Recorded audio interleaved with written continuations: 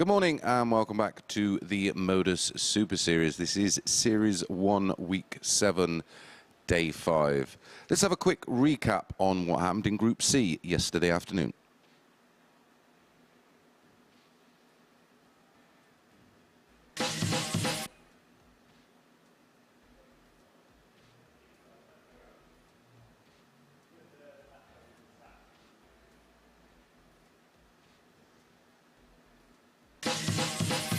Martin, you record 117. Can't play, can he? Don't know, we could dress him up and put a wig on. This could be game over here on this 117. It is game over on the 117. A 15-dart holder throw. I'm being honest, I was expecting a little bit more from Martin at Lakeside.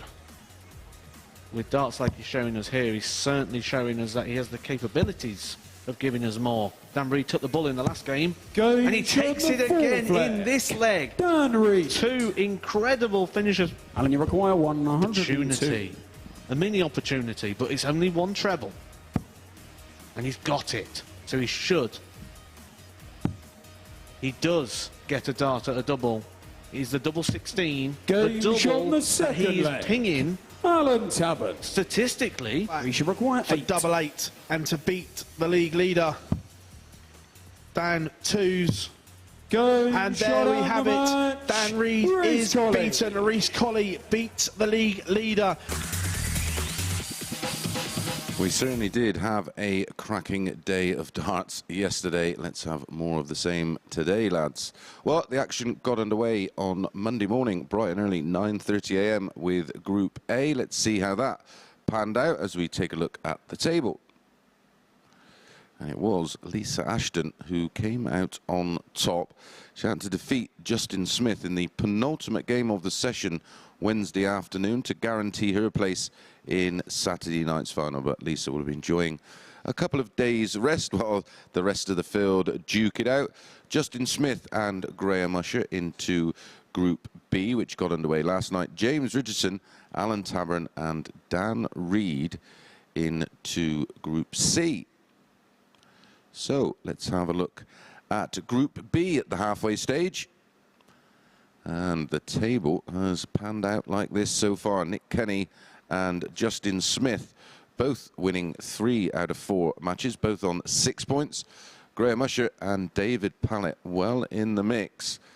But Jared Cole had an absolute darting disaster. Played 4, lost 4, -11 and nil points. Not the start he would have wanted in that group, but do remember, Group B, it is the top 3 from 5 that will join Lisa Ashton. Well, Group C also got underway yesterday morning. Let's have a look at that table. And it is Reece Colley out on top by leg difference. Now, Reece Colley was the outsider of all this group of 6 to win Group C, and he is currently top. Dan Reed in second, and that was our final match of the session yesterday. Reece Colley came out on top 4 legs to 2. Martin Thomas still in it, as is Carl Wilkinson and Alan Tabern. And for the second time this week, James Richardson failed to pick up a win. And in over 50 days of darts here at the Super Series, James Richardson has never failed to pick up at least 1 win. And on Tuesday, he went pointless, and he did exactly the same yesterday, despite at times throwing some inspired darts. So, if you are joining us for the first time, let's have a look at the previous winners in the past 6 weeks. And Robert Owen winning week 1, Charles Barstow week 2, Graham Hall week 3, Darryl Pilgrim week 4, Lee Evans week 5, and last Saturday when we launched it was Kieran Tian. So week 7 this week we will get 12 winners, and that pool of 12 will play in Champions of Champions week, where they will be duking it out for a share of £41,000. The winner taking away £20,000. That's week 13, so 12 weeks of qualification, and we will go into Champions of Champions. The weekly winner this week will be taking away a very nice £5,000. So our final match on Saturday night will be for £2,500. The runner-up taking away £2,500. So our first match is almost ready to go. It is Reece Colley against Dan Reid. So it is a top-of-the-table clash to get the action underway. Our referee is Owen Binks. In commentary is Matthew Edgar. First of all, here is Harry Deacon. Chris, thank you very much indeed. Good morning, everyone. Welcome along to the action here at the MODUS Super Series. Matthew Edgar joining myself, Henry Deacon, here in the commentary position for all the action as we conclude Group C. And what a fitting way to start the action with the players at the top of the table following the first day's play as Reece Colley takes on the man on your screen now, Dan Reid. Two young players as well kicking us off today. Dan Reid, just 27 years of age. Reece Colley, 23. We combine them together. Alan Tabern still got 5 years on the pair of them. Alan Tabern we'll see in game 3 against Martin Thomas a bit later on. But this is a good opportunity here to establish themselves at the top of the table. We've just seen both players on 8 points. Reece Colley top at the moment due to that leg difference, +3 over Dan Reid. 8 in total, 5 for Dan Reid. When the two clashed yesterday, it was Reece Colley that came out on top. He took the 4-2 victory, putting in his best performance of the day as well with a 93.98 average. And so welcome to Decision Day, everyone. Groups C and B will be culminated today. We will know the full field for tomorrow night's final here at the Super Series, which will bring to you live on Sporty Stuff TV tomorrow night from 10. As Chris Mason said, the winner will get £5,000 and a place at Champions Week, which is worth £41,000. Such a reward for players in the amateur game. Both players know that they're at the top end of the table. They can send out an early signal of intent, not just to each other, but to the rest of the field, because there's only 2 from 6 which progress. 43. And these are the 2 that top the table. These are the players to beat at this present moment in time, both on 8 points. Martin Thomas on 6. 99. He'll be the next contender. Carl Wilkinson, Alan Tabern will also be interested parties. James Richardson, pointless after the first day. For him, it'll be about to get as many points on the board on day 2 as possible. 140. Dan Reid, after 9 darts against the throw, leaves 140 for the opening leg. That's a nice marker for another to move in alongside it. Not quite on this occasion, but leaves tops after 12 if this 1-6 from Reece Colley doesn't go. When he gets that first dart in, we normally fancy the other one to follow it in as well. I was expecting to see the treble there. Probably a bit early in the day to be putting expectations on him. Game shot the first leg. Hits that dart. First dart in hand at tops. And I was looking over the stats this morning, actually. And Dan Reid on that tops and 10s. Very strong indeed. Second against Dan to throw first. 10's obviously the breakdown when you miss the top. So if you're going to have a favourite double, you've got to be good on the back at ones. Dan Reid, much improved performance yesterday. 41. Running just shy of a 91 average for the entire day. So despite the fact he didn't finish top of the table by that leg difference, 50. Was actually the standout performer. You're not going to lose very much with that average. If he keeps it up to date, you most certainly think he's going to progress through to tomorrow night's final. And you mentioned there 26. his love of double 10. Because he likes to double 10 so much, tops is almost a free go, isn't it? If it goes in, it's almost a bonus dart. 140. But if not, he's got that luxury of going down to his favourite double. He'll try and leave it where he possibly can. We've seen a lot on the 25 combination going 5 double 10 as opposed to the 9 double 8. 61. Can we say he's got a touch of the James Wades in him? Reading. 81. You've got to read the situation sometimes, haven't you? We are not even at 10:15 and we're beginning with the puns. 55. did announce yesterday during Reece's game my idea for a rebranding on Reece, 100. the flower. Bill Bars didn't seem too keen. Same as you didn't seem too keen when we mentioned it on Wednesday evening. Absolutely not. 140. Reach for 130. He'll be keen to get this 130. Doesn't have to go for the bullseye now with Reed not on a finish. 58. Been a substandard leg for Dan the Man with the darts here, having broken in the first. Reece Colley wouldn't have expected against the darts, having an opportunity at 72 after 15. 72. But this is to level the account. One more. There's one dart at tops, 52. which goes just And below. require 120. And so Dan Reed wants Shanghai to open up a 2-0 lead. Put him halfway to the victory post in the opening game of the day. Just wondering whether that 60. how big a hindrance that first dart was, because the way it landed, the flight would have completely obscured the double bed. No obscurity about that. And Reece Colley breaks back at the first possible opportunity, levels up at one apiece, and it is Chaos who has the darts in the third. You just look at that situation there where you've left the 120 and we've seen Jose D'Souza do that famously in the Premier League. And James Richardson, who's coming up next against Carl Wilkinson, also likes to pull out that treble double top shot from time to time. So wouldn't be surprised to see him attempt that today. Currently sat bottom of the table, but as a player, you just look at that situation. What goes through someone's mind to go, this is a good idea to go for 3 doubles in this situation? Some would argue that the target space is bigger, but 59. Still, it's not the play or the standard play. Take a look at the risk and reward, haven't you?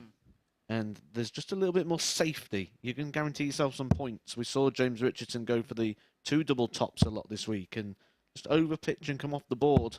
And then forces him with those last 2 to register perfect darts. Because the issue is, I suppose, is you're thinking, well, if you're going to miss low, so at least you're getting something on the board. And because of that, your chance of actually getting the target you're looking for reduces even more so, because you're trying to play safe and drag low, which by and large means you're not going to hit the target area. Tier 1 ratio for 142. Reece Colley with the luxury of time here in this one at the moment. 100 points plus these. 56. And Reed's got to be careful here. Got to think about this one. That's not going to help him no matter how much he thinks about that. Which require 86. Not much he can do from there. 86 for Reece Colley. Guarantees himself 6 darts. It's be a holder throw. 68 left. Move him halfway to victory. A race to 4. Something we're seeing a bit this week. The missing of the big numbers. Touch of the Rod Harringtons. Don't miss the big number. 100. Ratio for 124. Colley, it's a case of don't miss the doubles.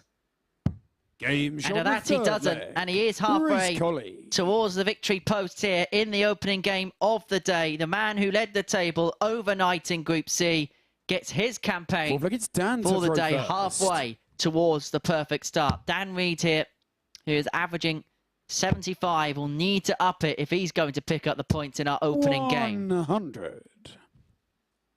5th day of action in a row for Dan Reed. He's already completed 20 games of darts. This is his 21st match of the week. He certainly started yesterday a lot stronger than this. He did kick off with a 4-3 victory over James Richardson, averaging 94.5.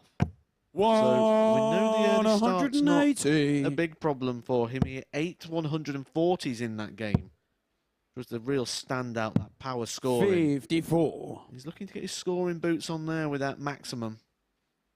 And it is a battle of endurance for those who started on Monday morning now. The 5th consecutive morning in a row. And we said yesterday it would be a distinct advantage for the player who came into the group and played in Group A. In some ways, the advantage can go to the fresher player who came in yesterday. 82.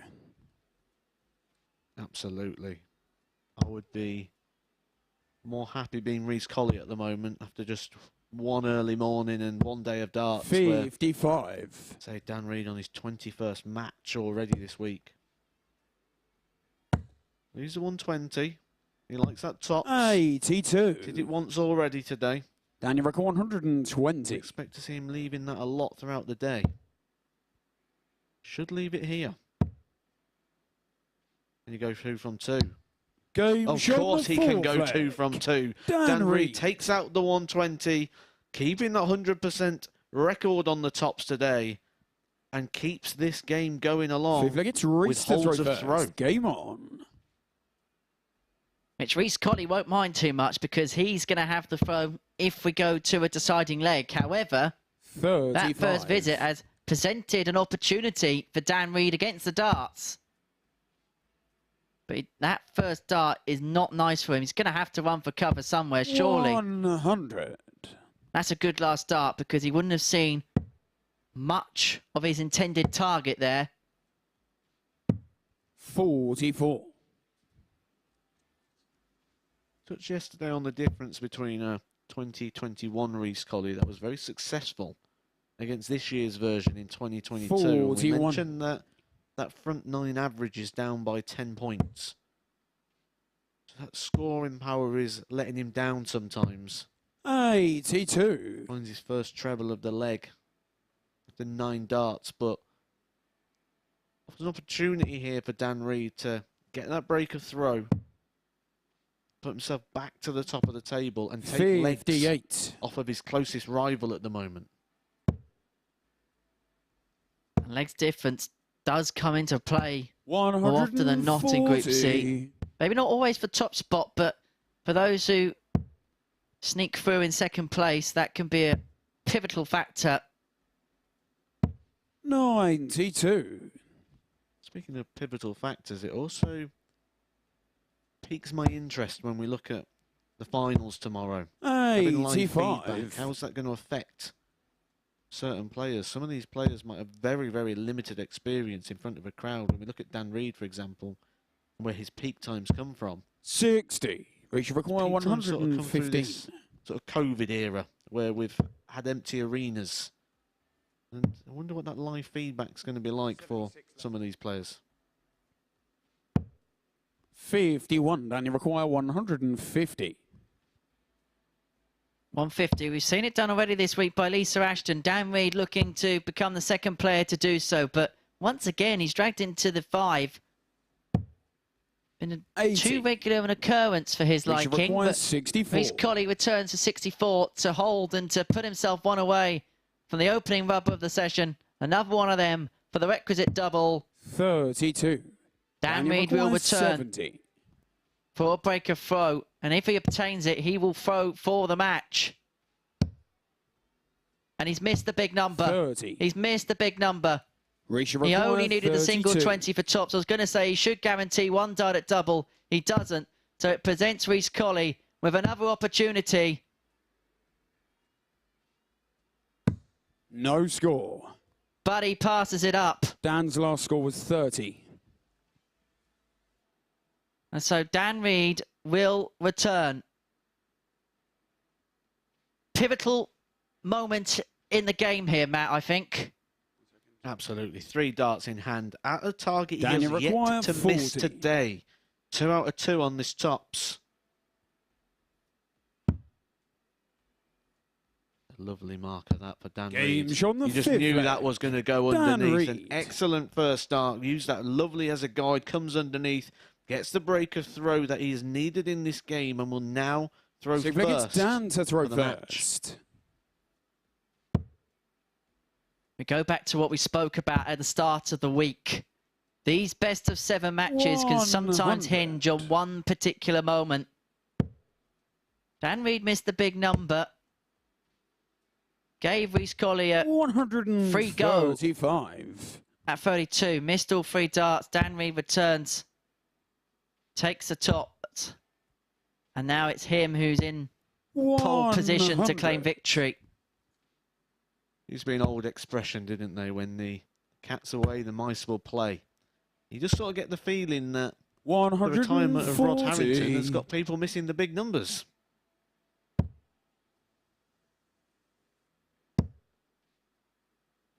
Never heard that before. 140. Am I showing my lack of age there, or? Or you're making me feel old, one of the two. 85. Daniel Rick, Notepad out, you can keep 161. that one. So for the match, 60. Reach of require 140. he's 101. Should he return? This is to stay in it for Reece Colley. 100. Daniel Rick, Good last start. 101. Vital moment. It might be 9:50 in the morning, but we've already had a day of action. And the table is taking shape. Dan Reid with his second ton-plus finish of the game. He took out that 120 earlier on. He adds 101 to that column. The finishing stats, though, the thing that separates the two there. Dan Reid, 4 out of 5. He reckons it is his weakness. Not in that game. 80% the checkout rate, 80.46 the average, but most importantly, that is 2 points, and 2 points against his closest rival for top position.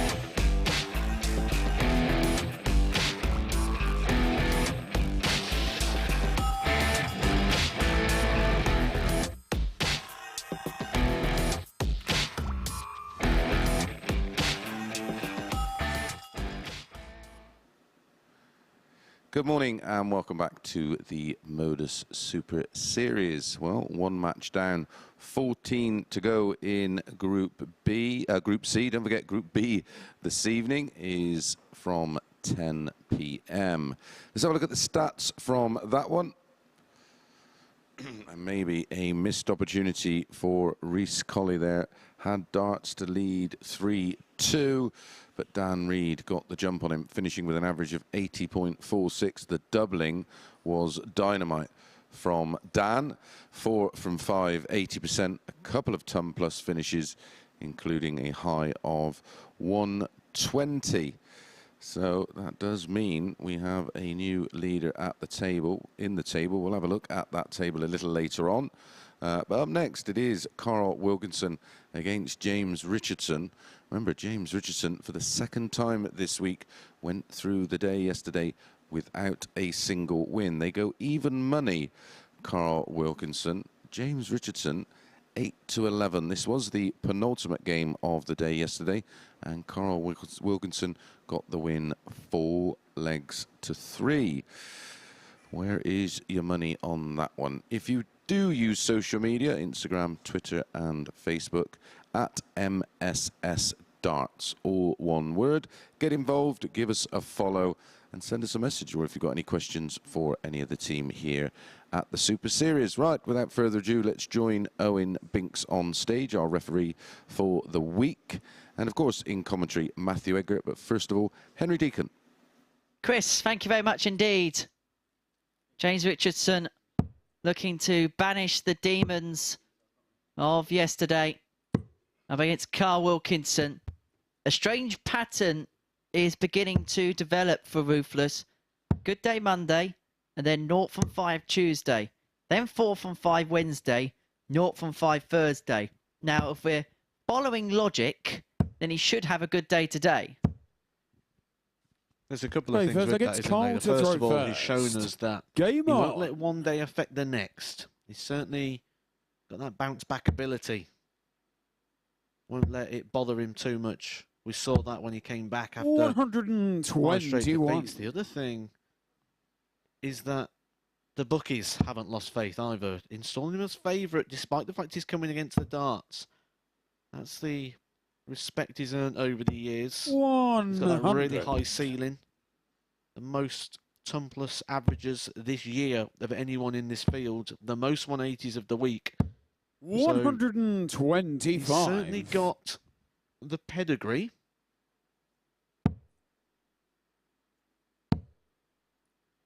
And James Richardson's in this unique position. Of course, he wants to go for group qualification. Every single player does. But he can play a part in deciding which 2 players go through. 80. He could be the disruptor today. Could disrupt Carl Wilkinson. Carl Wilkinson currently sat on 4 points. So with Dan Reed now hitting 24. 10, sorry, Reece Colley on 8. Martin Thomas is due to play Alan Tabern, which means there's a 6 and an 8 point battle available there. 55. Carl Wilkinson doesn't want to get himself chasing. Going to need to start off with a victory. He did beat James Richardson yesterday, 4-3. 55. 85.5 on the average. 50% on his doubles in that one. Good doubling stats. We're hoping to keep that going here. But he is going to have the luxury of time. James Richardson back on 277 after 12. So if it's going to be a comfortable first leg with throw for Carl Wilkinson. 101. He's going to get 6 from 77.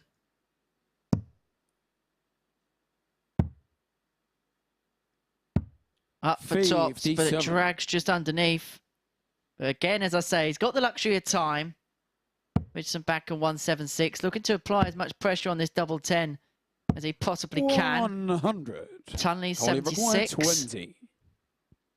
Carl Wilkinson looking to end this first leg by nailing the double 10, which he duly obliges in doing so.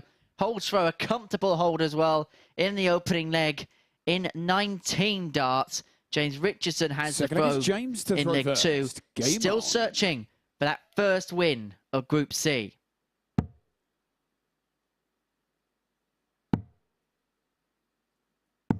$80.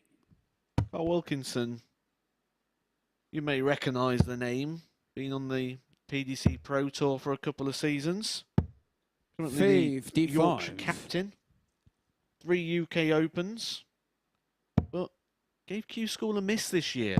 So you won't see him on the Challenge Tour this year. 140. Need to play at Q School to be able to play on the Challenge Tour. And I had a bit of a word with him this morning because we haven't seen much of him in 2022. And I was just sort of seeing what was going on in the world of Carl Wilkinson. And he said that he really didn't enjoy darts during the COVID time. There's that word again. That's the second time already today. 42. But it was the restrictions and the staying in the hotels and the... I experienced that, and I can vouch for him that it was mentally 45. tough. And it just took a toll on him that much that he says he just wanted to take a year just to step back and see if the restrictions lifted and see what comes. And when we see him in this, we've got to think he's building himself back up to try and get ready for Q School again. Indeed, we were having a chat, weren't we, here in the commentary box before going on there, and we were discussing what that period must have been like for a player, because like all sports, you're just kept in a bubble, and you're basically, unless you're physically out there in the heat of battle, you're locked away in a hotel room. And I can imagine if your day doesn't go as planned, that's a lot of time in one room, which can be quite claustrophobic, where you're stewing on a result. 37. James, you've got 190. It's a very tough period of time, and it felt a bit easier when you was winning, but if the results started going against you as well, it just... Game shot. That is a great dart for James Richardson. Takes out the 90 on the bullseye. I was just saying, when you're losing, it gets a bit tiresome, and when you're winning, it's a bit more enjoyable. And you'll be enjoying the day a little bit more already, taking out that 90. But I remember a bit of an insight to what that was like. The breakfast would get delivered to your door at the hotel. And with that, there'd be a little sheet, and you'd tick what you wanted for breakfast the next day. 100. You was allowed to go play your darts, but you had 10 minutes to get back to the room, and it was the best we could do in that situation, but quite hard on the old noggin at times. As it was for everyone, and hopefully we don't have to go back to any period like that anytime soon. 140. How important is it for James to win his first game of the day on the back of losing all 5 yesterday? Because I can imagine if he loses this one, it can be a case of here we go again, and things can fester quite quickly. One thing we said, bounce back ability. James Richardson's shown that for many years. And if you just look at him today, aggressive. He took out that 90. 100. James, you require 170. Growling at the board with every treble he hits. There's a lot riding on this for James Richardson. Intrinsically. 60. Colley require 107. Not quite in stomp territory yet, but I think we're working our way towards it. Down we go. Treble 17. 55. James, you require 152. Should he return? Richardson wanting 110 for a breaker throw. He should get one dart. He's going to get one dart at double top, and he pins the double top for the breaker throw for James Richardson. He leads 2-1, and you sense following yesterday, he wanted moments like that right from the get-go to get him into the groove on final day. The 110 will most certainly be a booster to his confidence. He leads 2-1, breaks the throw, and look at how he's starting in the fourth. 21. He's growling, he's snarling. You say he's not stomping, he's starting to stomp. The pigeon head is going. The second he 85. hit that, he just stared back at the hockey. The demeanour is completely different at the minute of James Richardson. Nice. The scoreline is completely different to everything he experienced yesterday. He's ahead. He's ahead with the break of throw. Was that the first co we've seen from James Richardson? He's been pigeon heading for about a leg now. Our first co-stompe of the day from James Richardson. 58. I mentioned yesterday, this is when we see the best of James. He gets aggressive at the dartboard. Literally zero eye contact here from James. Head is down. And it was it was something we mentioned yesterday with Jared Cole, wasn't it? That he got aggressive all of a sudden towards the end of yesterday's session, and okay, he didn't get a victory in the end, but he got progressively better as soon as he brought this angry side out of him. And sometimes you just got to psych yourself up in some way, shape or form to raise that level of performance. That is a good dart. Nice lie there for James. 105. He uses Colley the bullseye 100. route, so the 25 gives him a 2-darter. 65. Carl Wilkinson will be hoping to get 2 darts in the tops. Game shot. And that is a fantastic finish from Carl Wilkinson. Takes out the 100. That is 20 tops. Replies to James Richardson's 110 finish to break his throw with a 100 finish on his own. To throw first. They are trading seismic blows. The 110 from Richardson, quickly followed up by the ton on tops. And have a look at this for a start to the 5th. 25. Can't really separate these two. 88 average for Wilkinson, 84 for Richardson, 2 apiece. In terms of the checkouts, 60. Richardson 2 from 2, Wilkinson 2 from 3. This is a proper solid game of darts. 45. Well, Wilkinson has the advantage of throw in this leg, as he's trying to put him to the sword. 60. I think what we need to do is we need to write these puns down and we need to release a joke book of some description. I don't think anyone would buy it, but maybe just to pass the time or something like that. My mum would buy it. She loves all my books.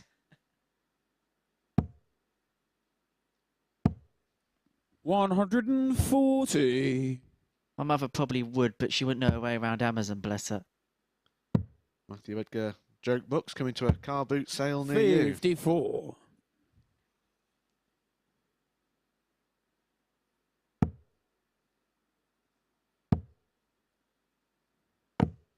T1. I must say, I haven't been to a car boot in years.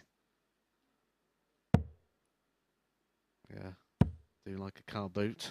Spend a bit of 177. James require 160. Good lead from Carl Wilkinson. They used to have a 2-dart there. The 177. Just like to switch and chase around the board. We don't see him hit a lot of 180s. We do see those big 177s, 174s. I want to see a big double top.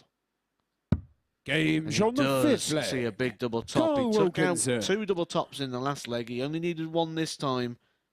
But the most important thing is he's took a 3-2 lead and he's 1 leg away from the match. James Richardson needs the next 2 legs, or it is 6 defeats on the bounce here in Group C. He has the throw in this one and starts accordingly. This is a huge moment for James Richardson, but it's also a huge moment for Carl Wilkinson. He can get victory here. He puts himself onto 6 points. Be 4 points behind Dan Reed, the group leader at this present moment in time. But I think for the players who started on 4 points, the objective wasn't really to top the group. I think realistically they knew that probably one of the players on 6 or 8 would probably do that, but it'd be getting second spot and just getting yourself by hook or by crook into the finals tomorrow night.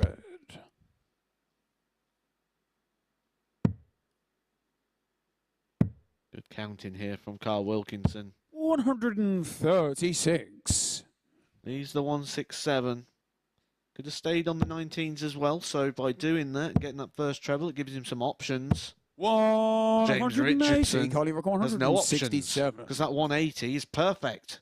Gives him just the 1 option, the tops.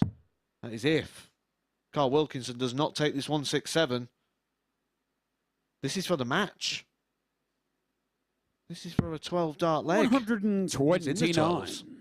James, you require 40. So Richardson wants tops. Good marker. Goes below, double 10, open bed to aim at.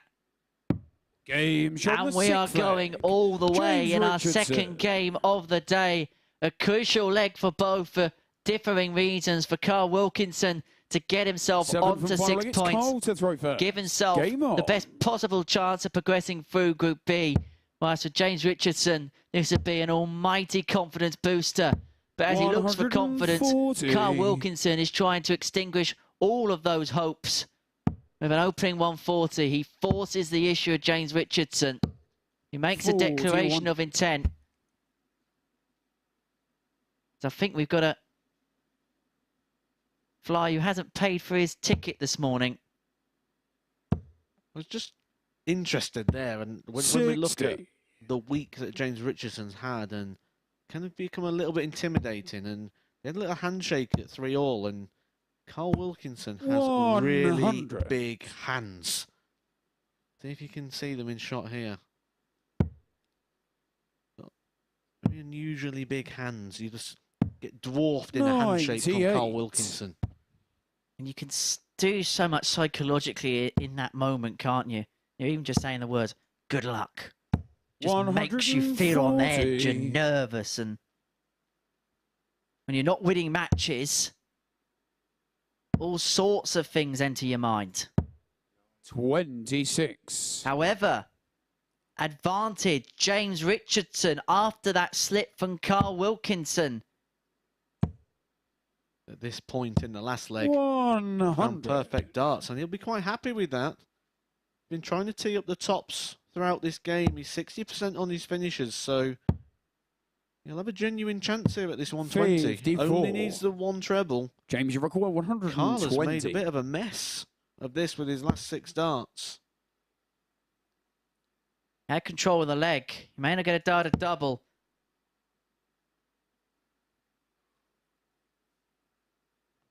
Options here for James Richardson.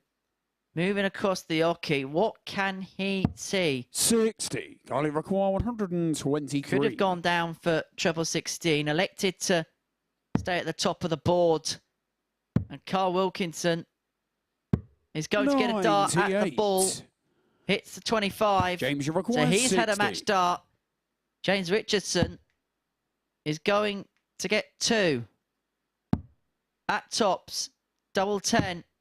Game and James Richardson gets his first victory of Group C. He defeats Carl Wilkinson 4-3, and what could be a big blow to his chances of qualifying through this group into tomorrow night's final. Let's have a look then at the statistics. An 87 average for Richardson, the solitary maximum of the match, and 4 from 7 on his doubles, and that high out of 110. We're going to take a short break. On our return, Alan Tabern will head to the oche for the first time today against Martin Thomas.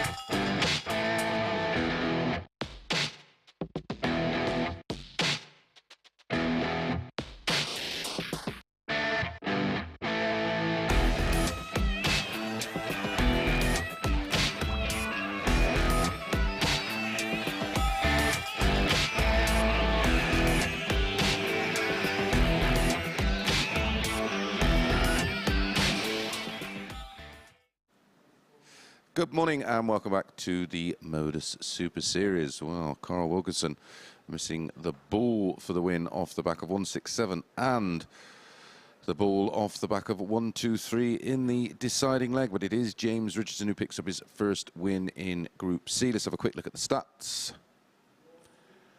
As you can see, it is Carl Wilkinson with the higher average, 88.78, 87 Richardson, both very good on the finishing as well. 3 from 6 for Carl, 4 from 7 for James Richardson. So work to do for Wilkinson. Up next, it is Martin Thomas up against Alan Tabern. Martin Thomas, 4-7 favourite for this one, 5-4 for Alan Tabern. Martin Thomas won this tie 4-2 yesterday with a 86-34 average and 4 out of 9 on the doubles. Without further ado, let's join Owen Binks on stage. But first in commentary, it is Matthew Edgar and Henry Deacon. Thank you very much, Chris. As we see the last two players to toe the hockey in our morning session on Friday at the MODUS Super Series. Martin Thomas, the 50-year-old from Wales, nickname Tomo. Wonder where he's fought that one up from.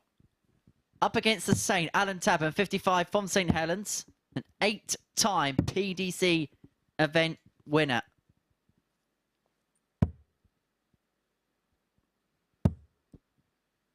Really impressed with Martin Thomas yesterday. Played some really good darts even in defeat. He opened the day yesterday with a 99.99 average, 3 180s. Okay, first leg, it's Martin to throw first. 4-1 to Reece Game Colley on. in that one. Did get the victory in his last game, which was against Alan Tabern. 60. Took that one 4-2.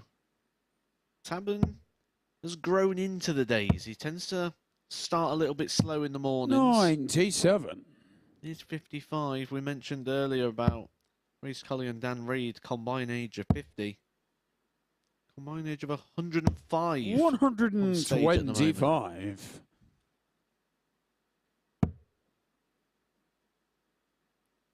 Tabern did end strong yesterday. Even in defeat against Martin Thomas, averaged 92.60. And 91 against Dan Reid. 62. Were you with nicknames that are just basically a Tomo or a Chizzy or a Damo or something like that?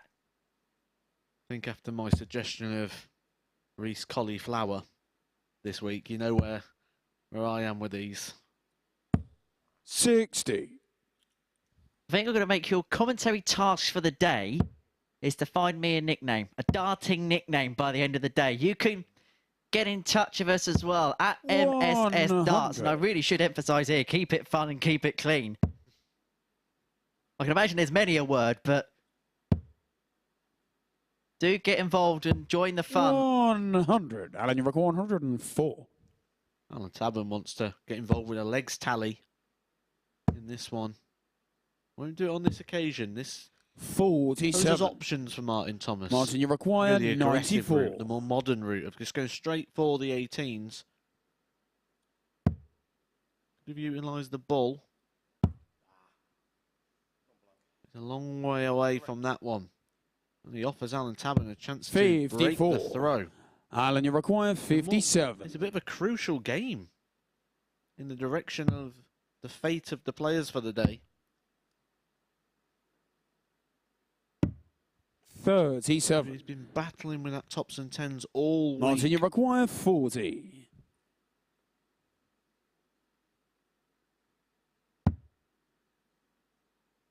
Martin's darts Game shot the first leg. Martin Thomas. Tops isn't always going to be his friend. It was in that situation. It was a 20-dart leg for Martin Thomas to hold his throw. Alan Tabern had two opportunities to get the break.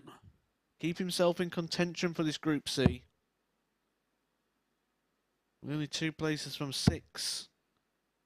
You need to be getting points on the board. You mentioned this is a crucial game for both in terms of trying to progress through the group. You sense it's probably a bigger game for Alan Tavern than it is for Martin Thomas.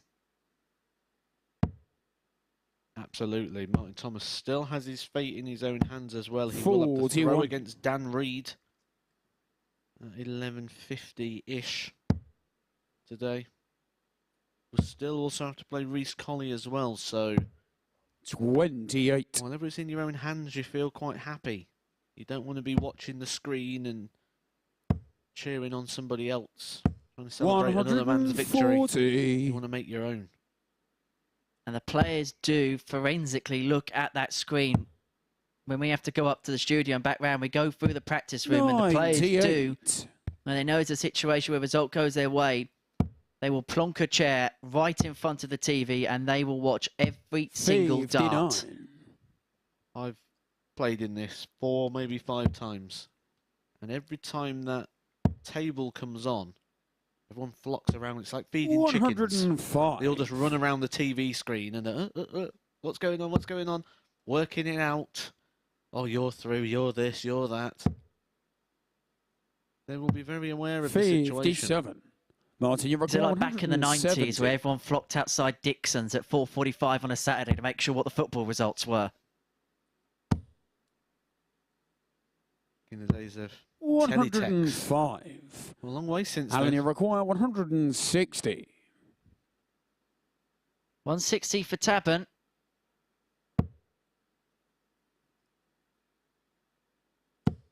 And Martin Thomas here has carved out an opportunity for a break and throw. It'll put him 2-0 up and halfway towards the victory post. 25 scored. Up for tops. Game on the second and gets tops and opens up a 2-0 lead, and it's felt rather academic as well for Martin Thomas thus far. Alan Tabern missed 2 darts at double in the first leg. But it's just felt as if the Welshman's been in control from the get-go. 83. So I was really impressed with Martin Thomas yesterday. If he keeps that going, I fully expect him to get himself at least in strong contention for those top 2 spaces. But he looks like, to me, likely contender to get through to finals night.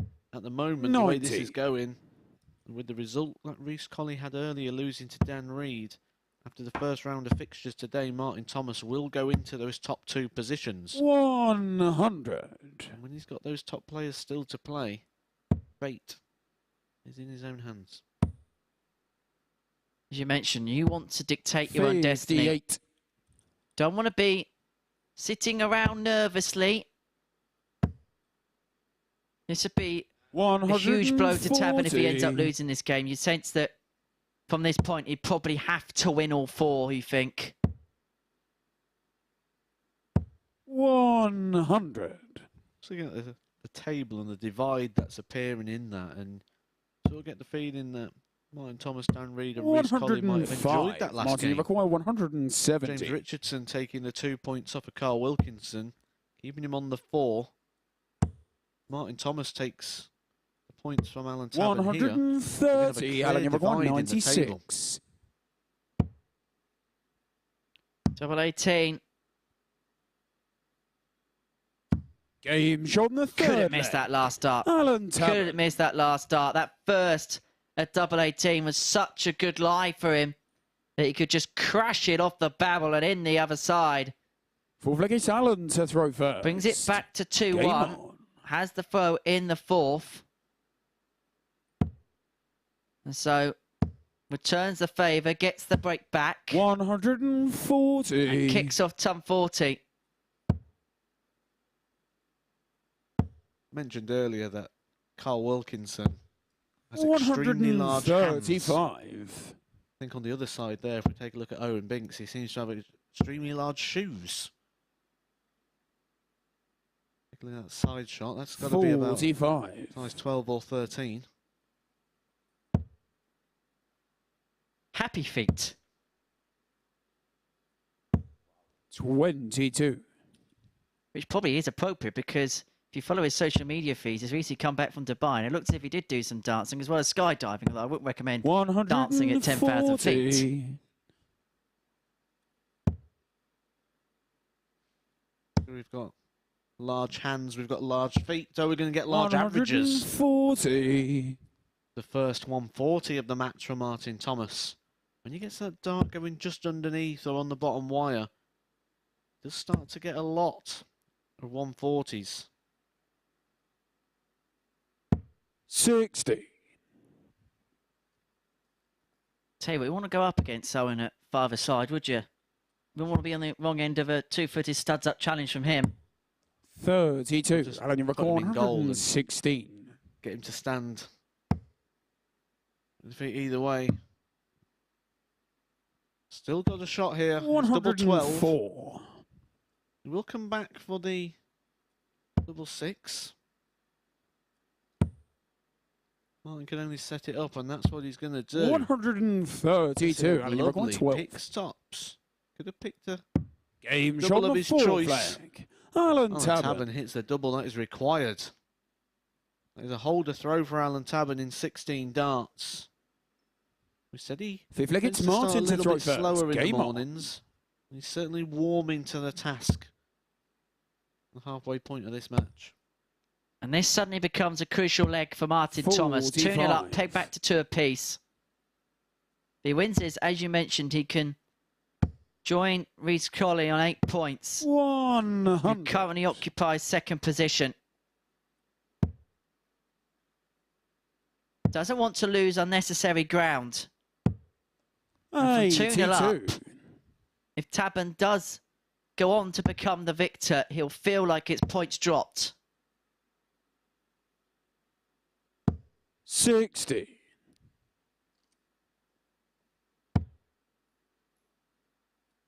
Next up, we see James Richardson in action against Reece Colley. 180. As Martin Thomas gets our first max of the match. And how timely as well it is. 54. Sort of get the feeling that James Richardson in that next game is probably going to be the most popular player in the practice room. 162. 6 perfect darts in a row from Martin Thomas.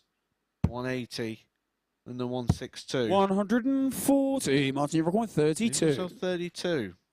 Game shot on the fifth It's leg. 32. Martin Thomas. 13 darter there from Martin Thomas to hold the throw. That forces Alan Tabern into 12 or better. 7 Sixth leg, it's Alan perfect to throw darts first. from Martin Game on. Thomas. Like Max Verstappen at the start of the Grand Prix, he's putting his foot down and he's looking to accelerate away from Alan Tabern. 100. If he gets the first 2 in the treble, I wonder if he's going to try claiming the 9. That is a great dart. 123. 9 perfect darts. I'm sure he'll be claiming that in the practice room. I know during that period, though, I'm not going to say the word again, where that period of time beginning with C. 100. There'll be a couple of people claim that one. Our first 9 of the week. 81. First 9 of the MODUS Super Series. 65.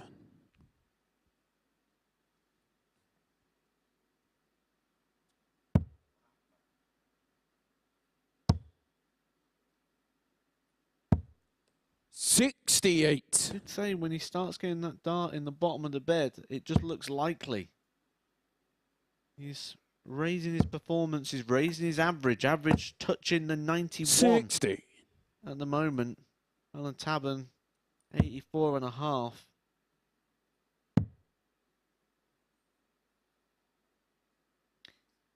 And this is the only issue with the way that Martin Thomas's darts go 54. into the board.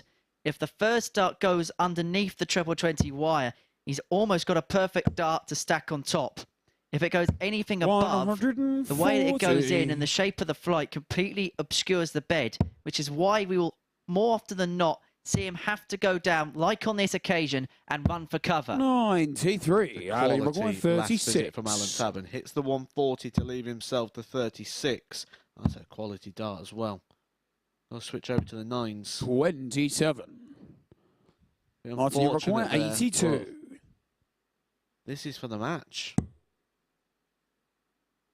That makes it a bit tricky. He needs 2 perfect from here. He cannot do it, so Alan Tabern will return. 24. Looking at 9. Looking for a hold And you of throw. require 9. Looking to take it all the way. Huge moment for Alan Tabern. Defeat here, and it makes his chances of going through very slim. He'd have to win the lot, so this double 4 holds huge significance. And he's up to the task. Tabern. And we go all the way to the 7th and deciding leg for the second game in succession. And it is Martin Thomas who has the honours. Final against Martin to throw if he can get over the line, he will join Reece Colley on 8 points. And he's going about his business perfectly. You get to a deciding leg and you've got the throw. Kicking off with a 180. 60. Causes all sorts of problems for your opponent, especially when he starts with a treble-less visit. This is huge advantage to Martin Thomas. He's already gone 9 perfect. 95. Perfect from the 501. Problem is, whenever you mention 9, it always goes a begging. 80. Big advantage here, Martin Thomas. 140 plus these. Alan Tabern's going to have to live in hope. Because you're going to need missed doubles from Martin Thomas. Something he hasn't done that much in this game. Had 4 darts at the double and managed to ping it with 3. 140. Martin, you've got 126. The checkout rate. Going to get 6 darts at this 126 at a minimum. Which is just setting up time. 62. Mr. Pickey's 70. I don't think that was the route he was going, but it does put him to top. Something that has been a very good friend for him in this game. 95. Martin, you're going 56. To join Reece Colley on 8 points in the group. 2 darts at tops. 16. And 2 match darts have come and gone. And so Alan Tabern gets another go at 126. Crucial moments. Treble would have left the ball. So Martin Thomas returns for tops to put himself 58. into 2nd place in Martin, Group C. 40. So with the last one, that this tops can become a problem, but it's no problem there for Martin Thomas. Pings it with the first dart. That is a 16 dart holder throw. Kick that leg off with that incredible 180 to give himself that bit of breathing room and allow himself some opportunities. We don't need many. Taking 4 from 7 there, 57% on the checkout rate, 88.66 the average, 2 180s. Martin Thomas moves up to 8 points and is a serious contender for Group C.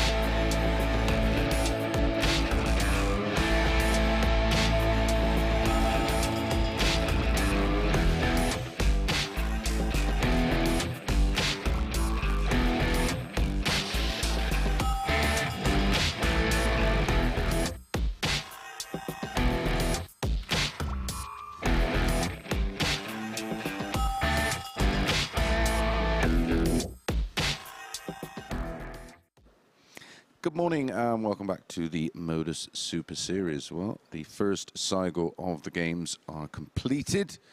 Let's have a look at the stats from the last one.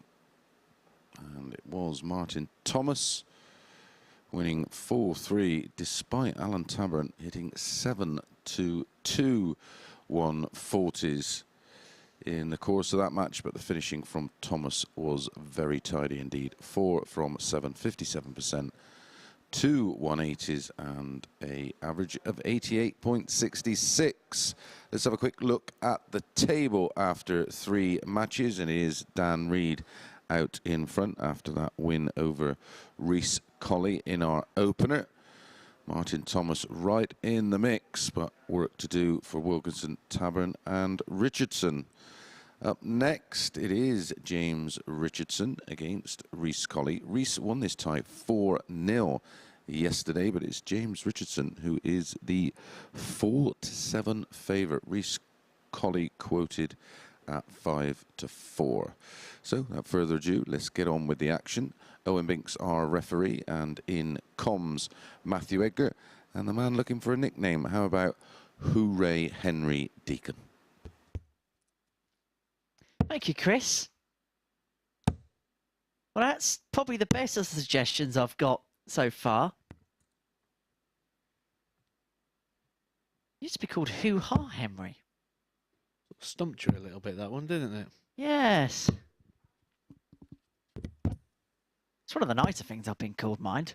We're looking at people looking for things. Okay, Reece Colley's going to be looking James for a couple of to throw points. We're just first. sort of there, second Game in the on. table on leg difference, joint with Martin Thomas. Those two will be playing later on this morning. You just sort of feel that the practice room 55. now are going to become James Richardson fans. Carl Wilkinson, Alan Tabern are becoming slightly detached, and they're going to start to need results going in their 60. favour. James Richardson can be that guy, can be that spoiler, and really ruin people's day, and I'm sure he'd take great pleasure in doing so.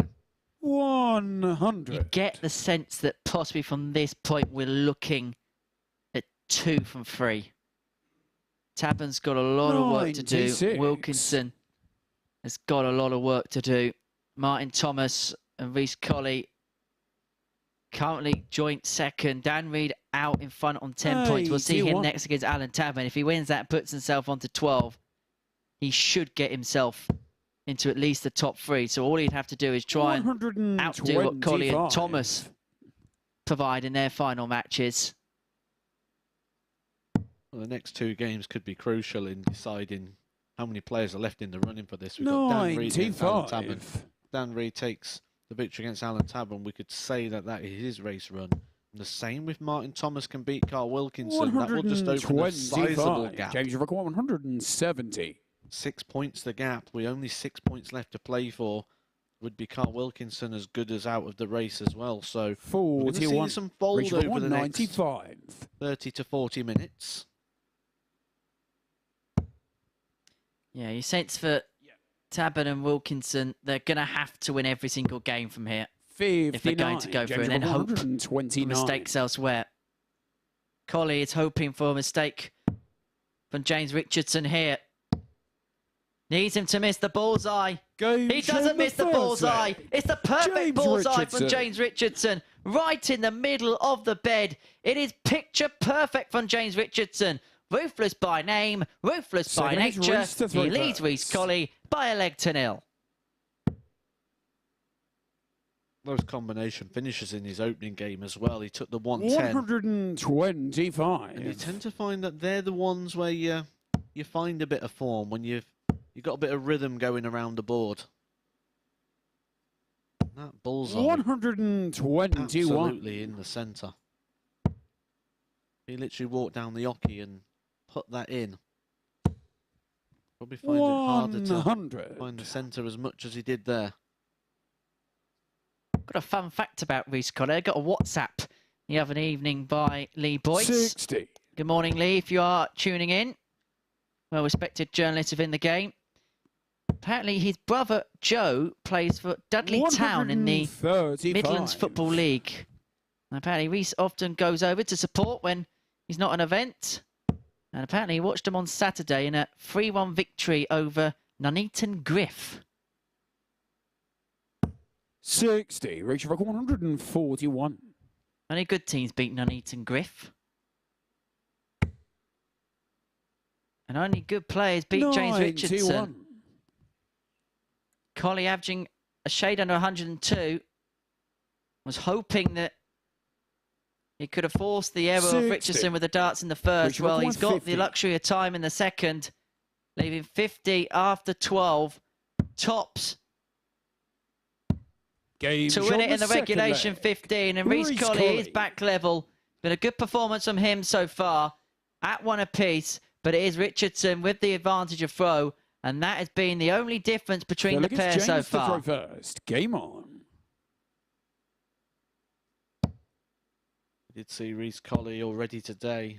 Lost his opening game to Dan Reid. 140. He didn't find the same form that he found yesterday, but he is certainly doing that in this one. And the stats on your screen suggesting exactly that. 96 for Reece Colley, 85 for James Richardson, which is about as good as it gets this week, really, for James Richardson.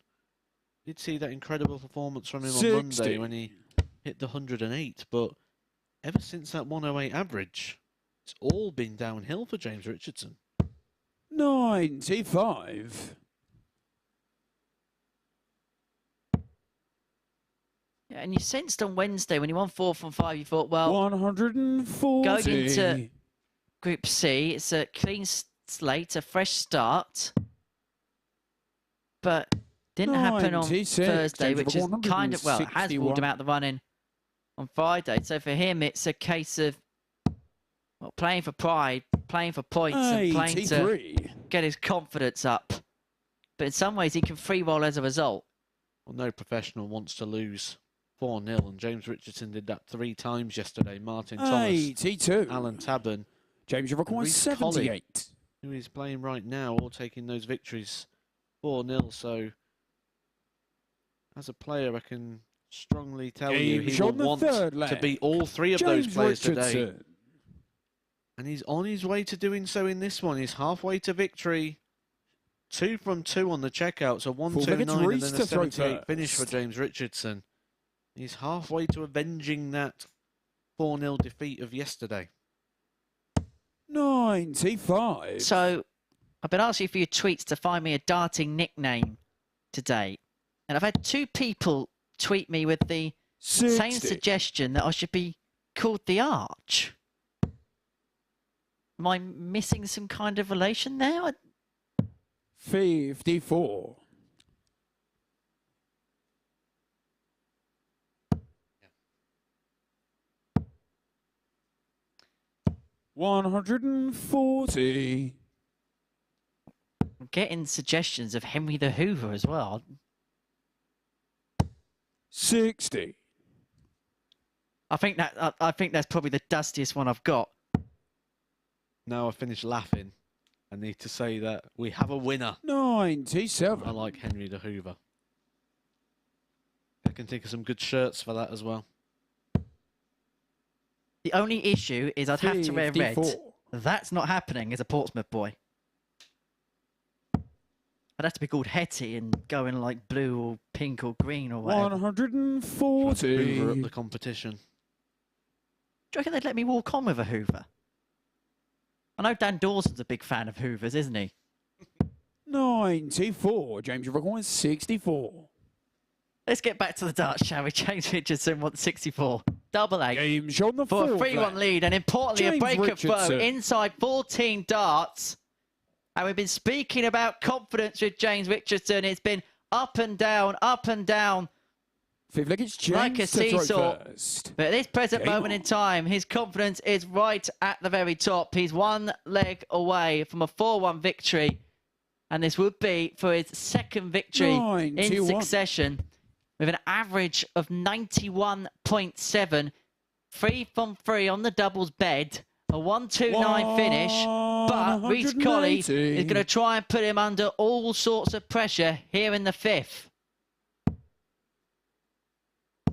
140. Sort of feel that nickname wouldn't just apply to darts for you. Reece Colley actually looking 135. for a 9. But What, the Hoover? you could have put that into the commentary booth as well. You know, you could have been... And James Richardson hoovers up the 64. 140. Like a missed opportunity there.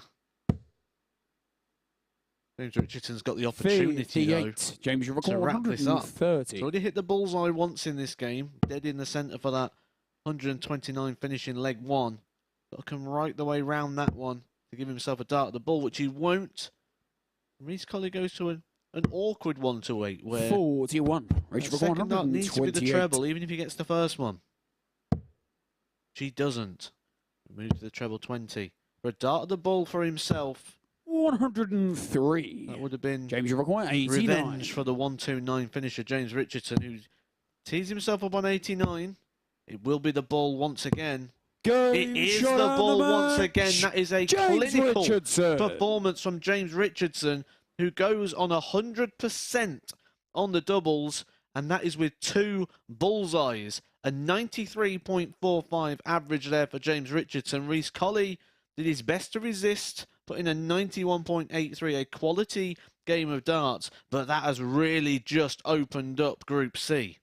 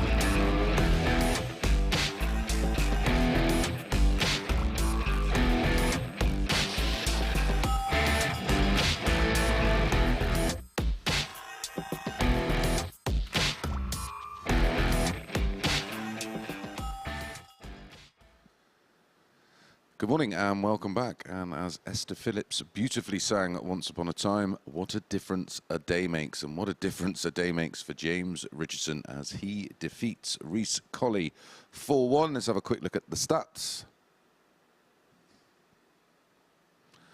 And a good performance from both players. A couple of ball finishes from James Richardson secures the win. 93.45 the average, 91.83 for Reece Colley. But look at that finishing, 4 out of 4. The second time we've seen that in this week.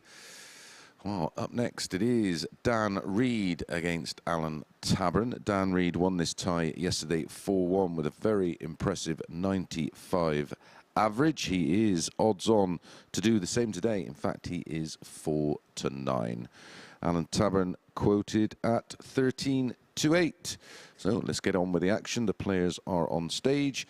Owen Binks is ready, and our commentary team of Matt Ecker and Henry Deacon are in the hot seats. Thank you very much, Chris. So Dan Reid, the man who tops the pile in Group C, plays his second game of the second session in this group, up against Alan Tabern, who from here has to be pretty much perfect. You sense he's going to have to win all 4 if he's going to stand any chance of progressing through to tomorrow night's final.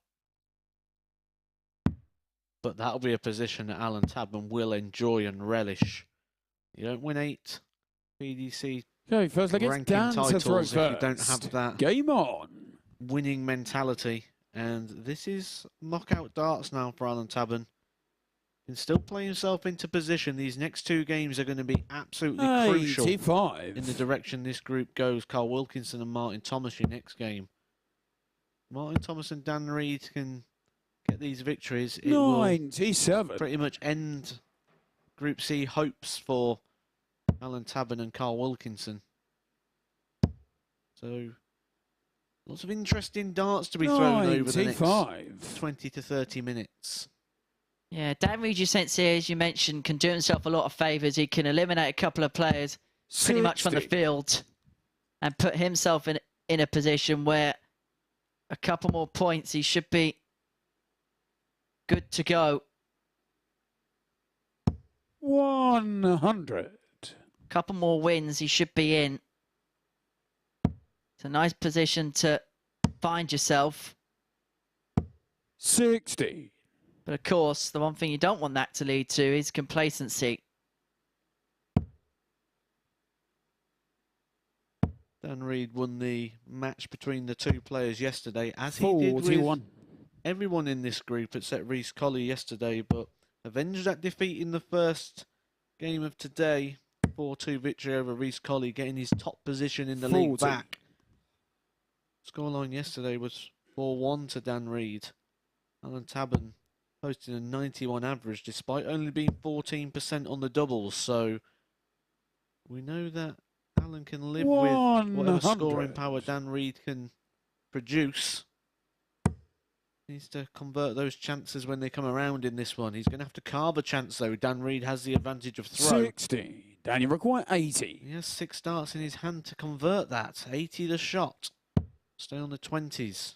He'd like to have stayed on the 20s. And he's not going to get a dart at the double, but the luxury of time means he will come back. With 3 darts in his hand at the double. 100. Daniel require 36. It's been a steady start. Switches along to double 9. Now this is very awkward. 28. And that was a grimacing smile from Dan Reid, because he knows that he's let Alan Tabern in, a man who's been well behind in the leg. He's going to get a direct ball. And it drags low into the 17. So Dan Reid will return for double 4. Double 2. Game shot on the first leg. And he gets there in the end. And that would have felt twitchy at points for Dan Reid, because he knew he was in control of that leg, in command of that leg. Game on. And if he got broken there, we may have seen some of that confidence which he's been exuding over the last couple of days begin to evaporate.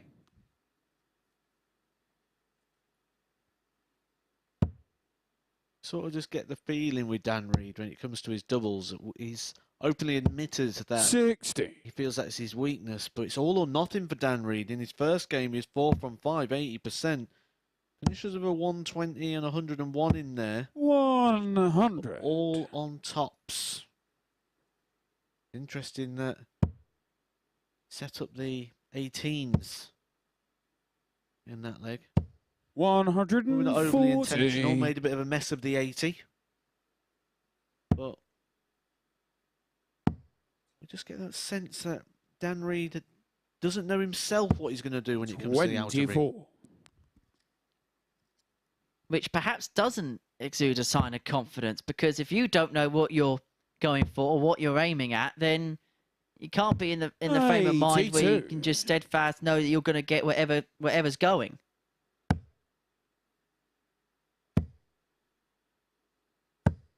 When you get into that mindset and you start worrying that there's a little fault in your game, start becoming aware of what your opponent's doing.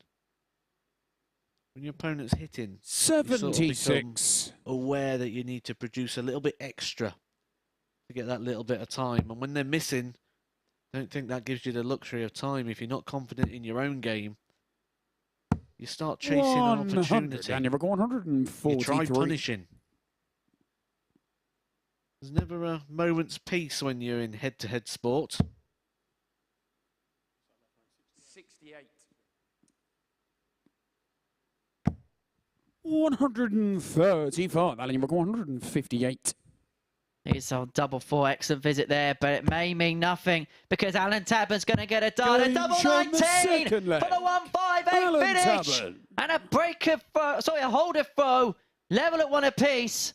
Dan Reid was sitting there on double 4 for the break in a 2-0 advantage. I feel like it's Dan to throw. Surely you would have thought he was going to get that opportunity, but Alan Tabern gets the 158. 55. Absolutely brilliant from Alan Tabern. Timed to perfection.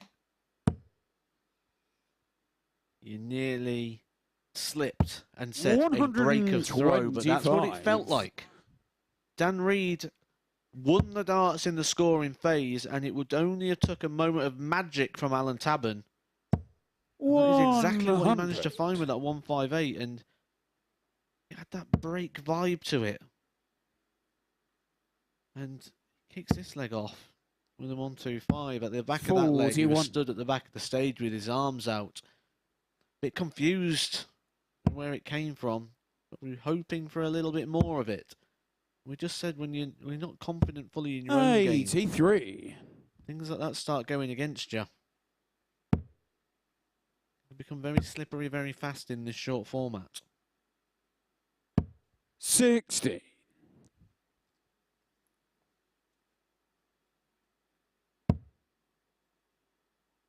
Has to go downstairs here. Now he can return to the treble 18 to leave the big fish after 12. To be for a third consecutive hold. Tavern doing so, courtesy to that 158. Saved his bacon in the previous. Dan Reid doesn't have to go for the 170 with his opponent back on 220. Would like to leave it handy though. And it just opens the door a little bit for the Saint. His timing. His timing has been perfect in this game. Like a Rolex, always on time. However, stop the clock. 71. Alan, you require 40. Dan Reid almost provided the 110, which would have stopped Tabern in his tracks. 20. Dan, you require 40. But again, like the last leg, it's a potential hold of throw for Dan Reid, which will feel like a break because Alan Tabern was in full control of that previous leg. But Dan Reid gets the double. Tabern passed up the opportunities on the outer ring. The 180 left him on top, so he then missed 3 darts for it. Dan Reed mopped up. That's why he's in front 2-1. And Tavern knows this is a crucial game. It's a must-win game for him.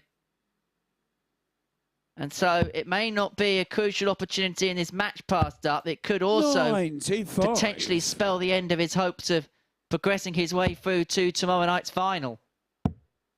He's going to need to find some 100 more marks in that power scoring column. He needs to find a break from somewhere. He's had 3 opportunities in that last leg at the tops. But it's these 60 140s, 180s columns at the moment that don't inspire when you're looking at getting a break. 85. One score over a 140, which was the 158 finish.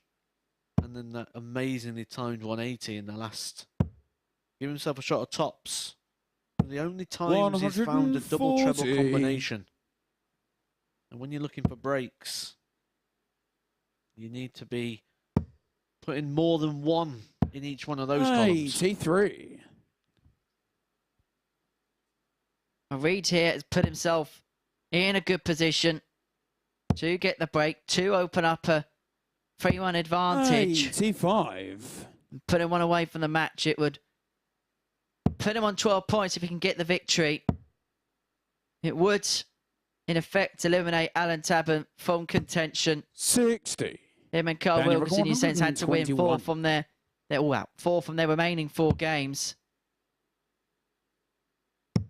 He could find himself right up against it if Reed can get the ball. He does get the ball for 1-2-1 finish.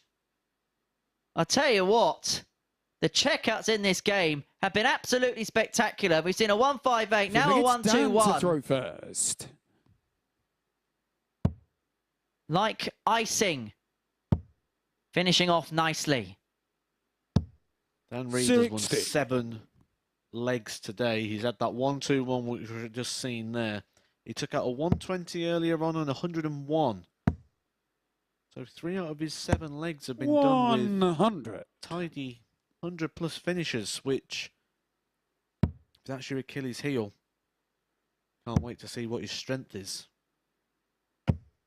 60.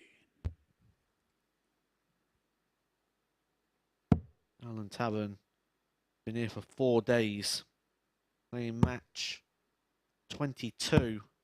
43. He's never needed the darts to go as much as they are now. His week could be over as far as qualifying for Saturday if he loses this one, and especially if Dan Reed can convert that 4-1 leg difference victory over Alan Tabern. It could be back up the motorway tomorrow for Alan. That could be coming very soon. Be a jolly jaunt up the M62 for Tavern, based in St Helens. A true hotbed for darting talent. One of the best darting talents to come out of that area, and that is saying quite a lot about what Alan Tavern has achieved and wants to continue to achieve, if we're saying that.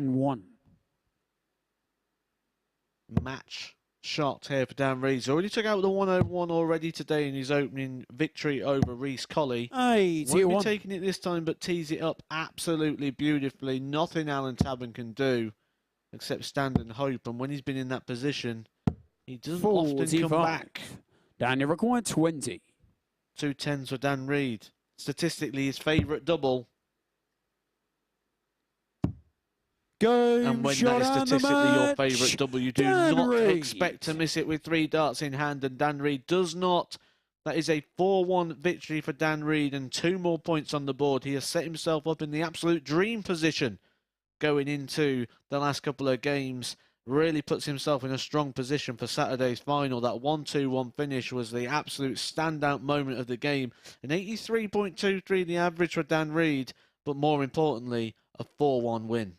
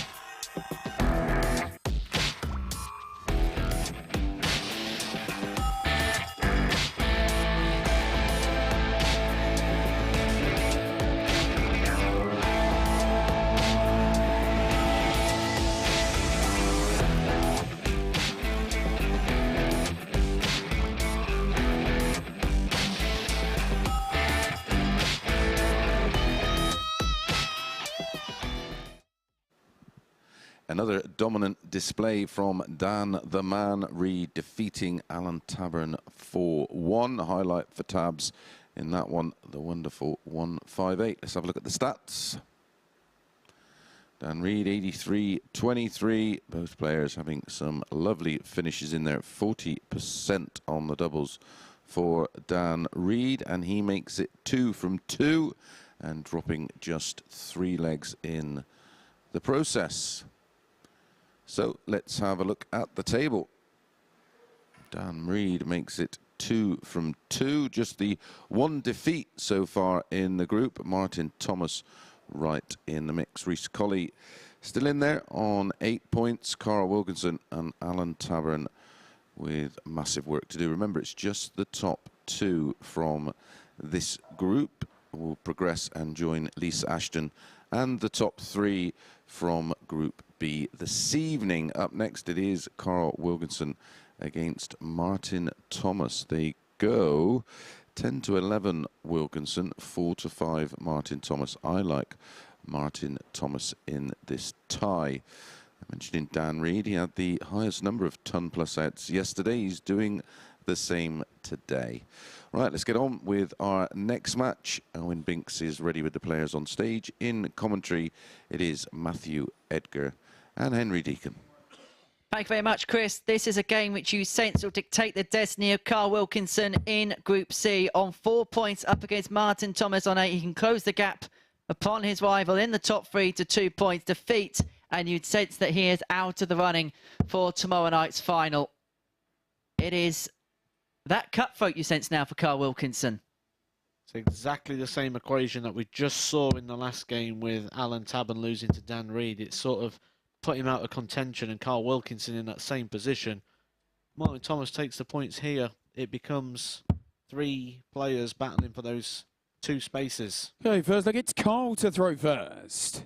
Game on. The advantage for Wilkinson here is he's going to have the darts in the odd-numbered legs. That's a fist bump I would have been avoiding. Those gigantic hands. Carl Wilkinson, you don't want to be fist bumping with those. Probably end up breaking a knuckle. Probably 134. Force through those gigantic hands. 85. You know when people play that trick when you shake their hands and they squeeze it and all of that? You would not want to be on the receiving end of that if Carl Wilkinson plays that party trick. 80. And of course, we're looking for nickname suggestions for myself. We've had a couple more come 59. in. Hoover seems to be a very popular suggestion, as does the Arch, which I have been sent a gift between games. L'Arc de Triomphe was the relation to that. 180. As Martin Thomas gets the game's first max, he's left to finish after 9 against the darts. Martin, you've got 107. Putting Carl Wilkinson to the sword right from the get-go. Moved across to treble 16. It's going to stay there because it leaves him double 12 after 12, and it's been a superb start to this game for the Welshman. 137, Martin, you've got 124. Break in 13 darts. Game That's exactly what he does. A 13-dart breaker throw from Martin Thomas. Takes it out on the double 12, first dart in hand. Looking to split this group in Martin half to throw first. with a victory over Carl Wilkinson. So at the start of the day, I was impressed with Martin Thomas yesterday. Really enjoyed watching him play. Kicked off today with a 4-3 victory over Alan Tabern. Hit that amazing 180 in the last leg. Give himself a bit of breathing room. 174. Eliminate Carl Wilkinson here with a victory, but Carl Wilkinson, the Yorkshire captain, opens with a max of his own, the 174. We see a lot of that from Carl Wilkinson. Not a big 180 hitter, but we do see him hit the big 170 shots. Known as the Dundas. 140. In case you don't know, top referee Anthony Dundas Refereed at Lakeside a fair bit. Does a little bit of spotting every now and then as well. 55. If you haven't had the chance, head on to YouTube once this session's done and look up his 174 call. I'm not repeating it because I would 55. I would not do it justice, and I don't think I want a far from happy phone call from the pup. But have a look at it on YouTube. It is quite the something. 81. Carly Kurt Bevins might have a couple of things to say about the big 174s and 177 calls. To be a big call from Carl Wilkinson. Needs the ball for a 132. What a dart and what a response from Carl Wilkinson. Martin Thomas came out, broke the throw in 13 darts, putting Carl Wilkinson in all sorts of bother. And then he responds with a 12-dart finish, a 132. And a good sign of respect for Martin Thomas as Wilkinson returned to the drinks table. A nice little fist bump there. Have a look at them averages. 105.6 for Carl Wilkinson, 105.24 for Martin Thomas. It won't be 105 now after that little slip into the single five, but what a brilliant game we're being treated to here in Group C. You could have seen the full stats table there momentarily.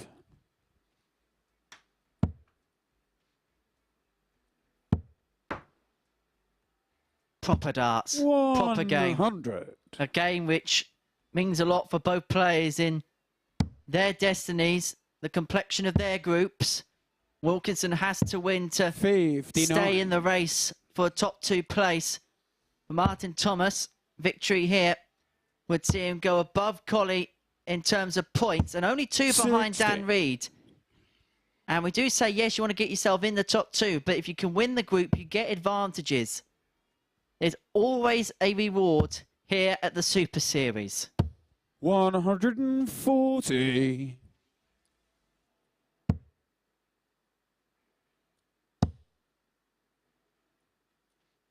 180. Carly, his second max of the match. It could be a timely one, unless the 161 goes.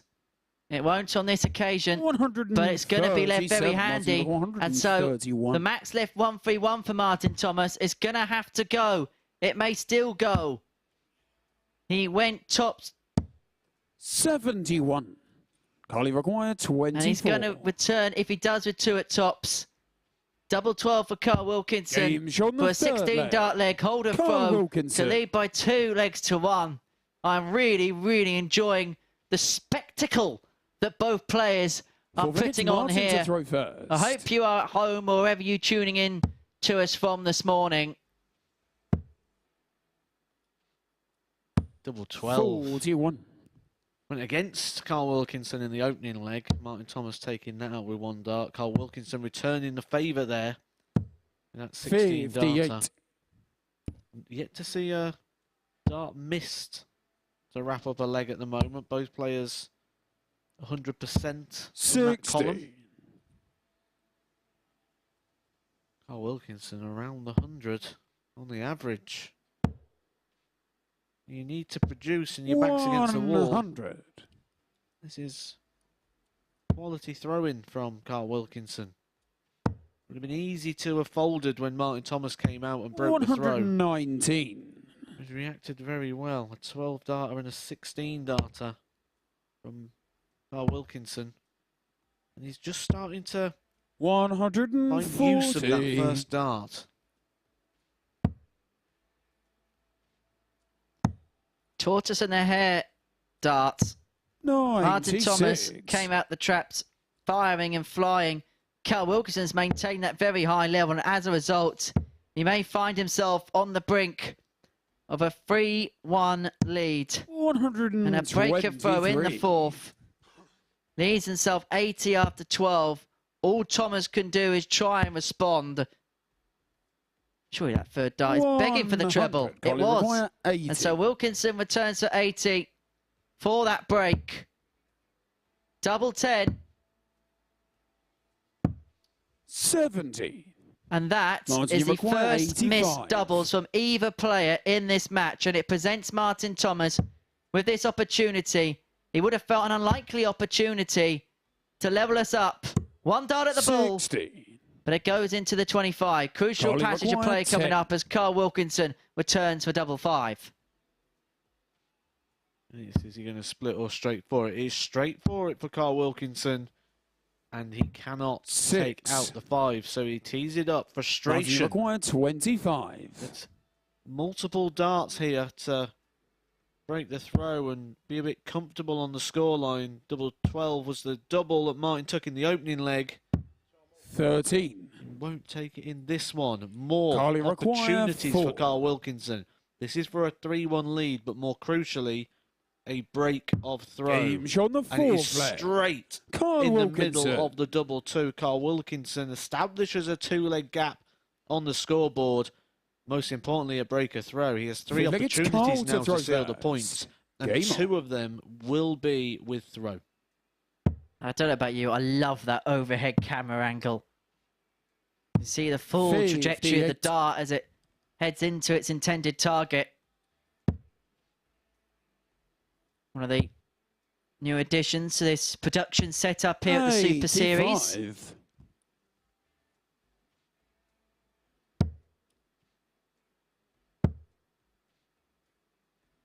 140. Shout out to the production team and the staff behind the scenes who put in a lot of effort to make this possible. 100. I don't know about you, but I've been getting lots of messages from people tuning in, praising the coverage that we've had this week. 41. Just hit a completely new level. Change the face of darts. Massive opportunity for players 38. now to play regularly in a big environment with big prize money on the line. Opportunity for further prize money as well. That Champions Week, £20,000 to the winner. Things we'd only dreamt about a couple of years ago. £41,000 to be on offer at Champions Week. Now that's usually something you'd maybe get in 1 or 2 tournaments in the entire year in the amateur system in the past. This is something that's going to be played for on a more regular basis here at the Super Series at the end of every 12-week cycle. So Wilkinson to seal a crucial victory. He's going to have 6 anyway from the 1-3-1, so it's all about setting it up with this particular turn. 91. And he leaves himself on tops for a 4-1 win.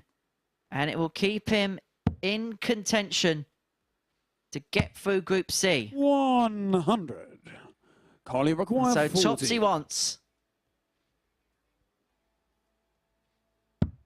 And we're put to the sword. Carl Wilkinson is coming up with the answers. He keeps himself in contention to progress through Group C here at the Super Series with an average of 94.73, 4 from 8 on the doubles, and that fantastic, magnificent, marvellous 132 high checkout. He beats Martin Thomas by 4 legs to 1. It keeps him in contention. When we return, we are going to see Alan Tabern in action. He takes on the resurgent man here on Friday, James Richardson.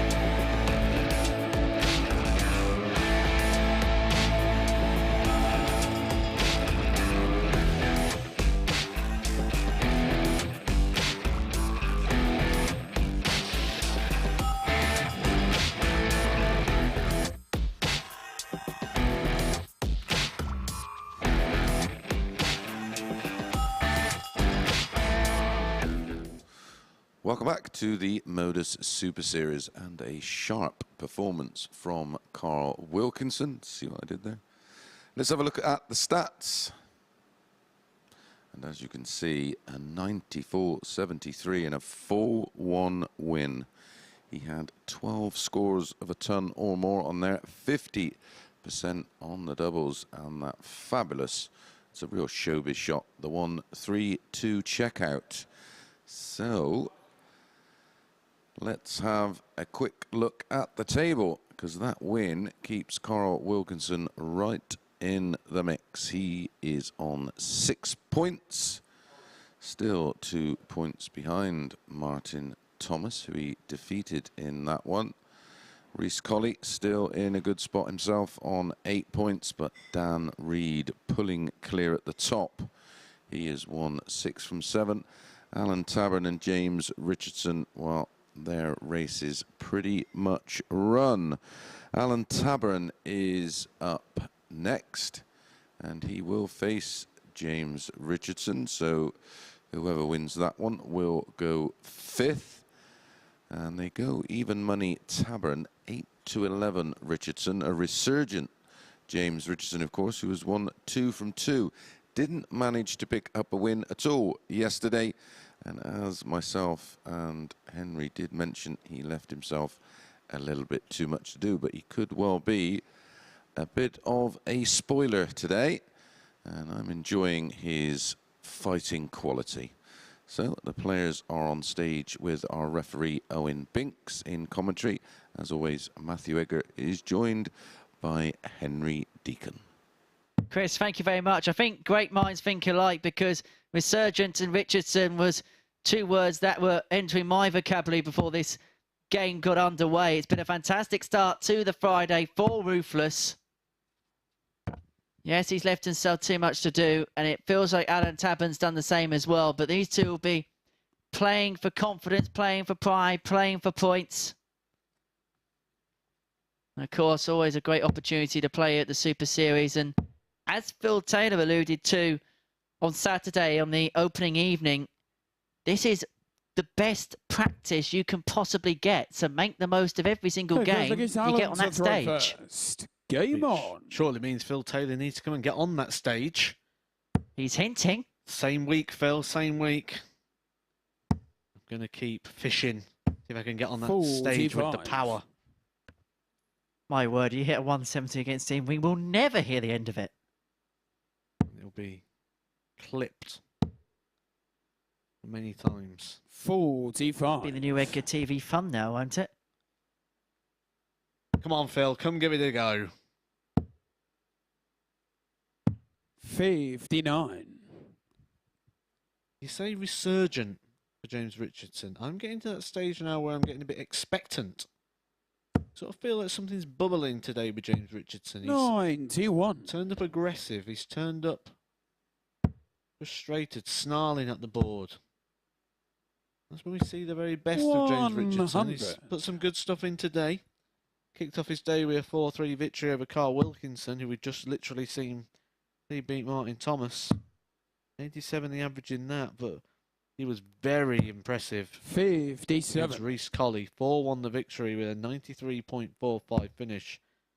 That included 2 bullseye finishes and that incredible 129.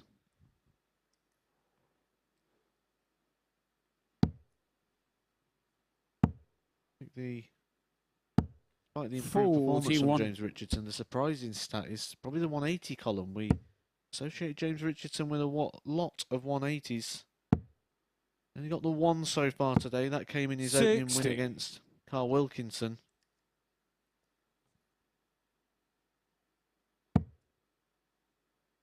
Alan Tabern also with the 180. Standout performance for Alan Tabern has to be that 158 finish that he took out against Dan Reid when he looked in all sorts of bother. Looked like his throw was about to be broken. 100. Pulls out the 2 treble 20s and the double 19. I think you just get the feeling from the start to this one that both players know realistically there's, in terms of points of position, having to play for. And when that adrenaline of knowing you're not going to progress 41, and you're requiring feeds in, 96. it's difficult despite trying to get yourself up to those same levels. 72. It's just one of those natural things, isn't it? James, you're requiring 145. One thing we know for sure is when the cameras are on and people are watching. As a professional, you want to be in the winner's enclosure. And you're requiring 24. Regardless of what the reward is for that. Double 12 has seen some action today. Game on the first leg. It's a very favourable double to the dart player. Nice and easy down that side. Doesn't come off very often. It's not something that breaks down too much. Second against James to throw made that look easy with the first dart in hand at the double 6 for a holder throw. Perfect double for righty.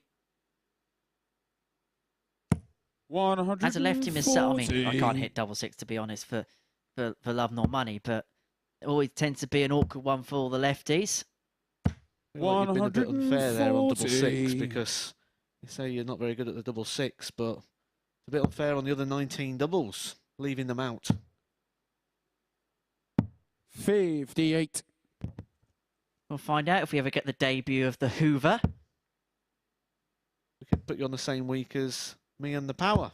It's taking absolutely not. 5. I will happily lock myself in this commentary room if I have to. To be fair, after about 5 minutes with Phil Taylor, I'll probably be back in here myself. 95.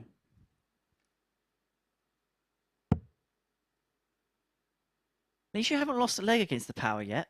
Not many people can say that. 125. Actually, played him once before, so he was on a PDC Pro Tour. So naturally, I've actually lost 6 legs to Phil Taylor. Did manage to get 140. Got one for myself. 151. And it was actually on my birthday, which wasn't very jovial of the Power. 97. James, Birthday requires treat, 68. James Richardson wants 68 to hold his throw. Should get a dart. It's going to be at top, so double E is favoured. 28. Alan, you require Throughout the week. 54.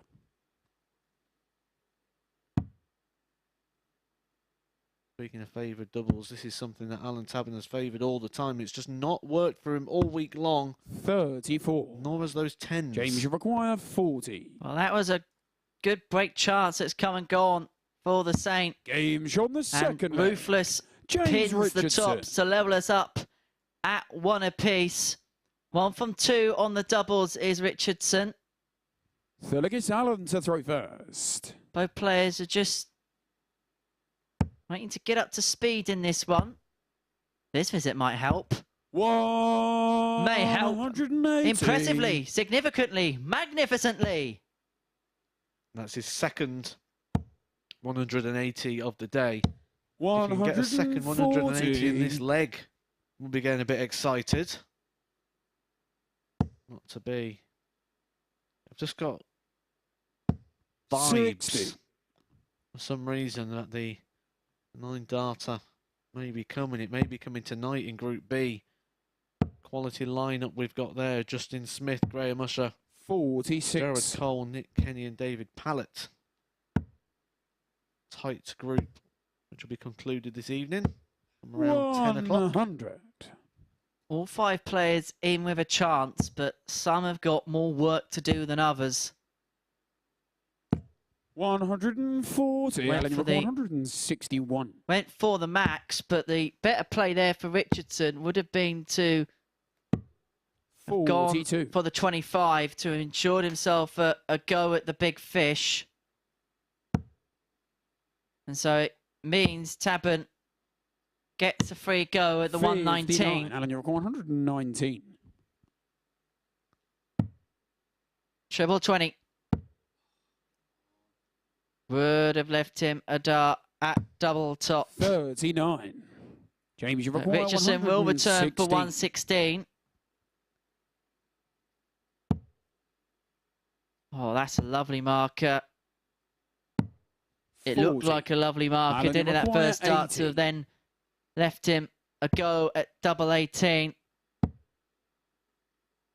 Now, is Game that shot awkward? the No, third it leg. isn't. Alan Tabern. You thought there was only a little bit of that target area to aim at. Well, he's found it nonetheless, and Alan Tabern opens up a 2-1 lead. James to throw first. Game on.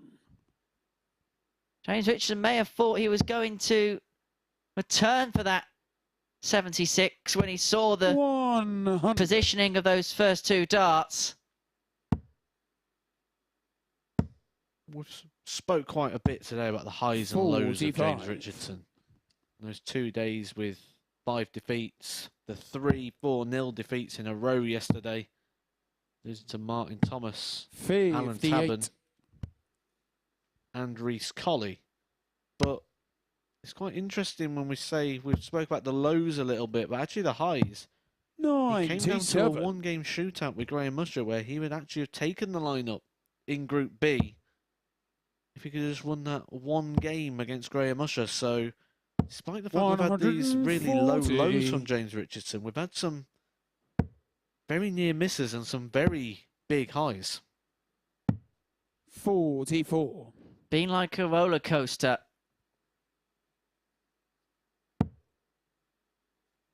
And we're riding it with James Richardson.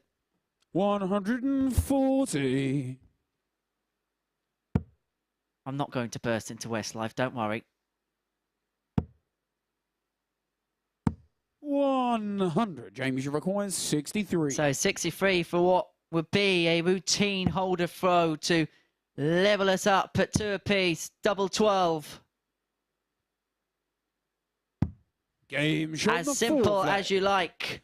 James Richardson. The 15 dart leg for James Richardson. The regulation leg, as we like to call it here at the Super Series. Fifth leg, it's Alan to throw first. And Alan Game Tabern on. has the throw in the 5th. And we are level at 2 apiece. It's been like a roller coaster watching James 60. Richardson. It's probably going to be more like a log flume. We get the highs, the lows, the ups, the downs, but when it all comes down to it, probably going to leave the ride a little bit wet. 85. Because James Richardson can only reach 10 points. Which means even if he wins all 5 of 100. his games today, we will not see him going through to Saturday's final. It's a bit like going to Fort Park. You get 60. lots of ups, lots of downs, and ultimately you come away feeling disappointed. 123. Luckily, I haven't got a membership, otherwise I think they would have been rescinded after that last comment. 140.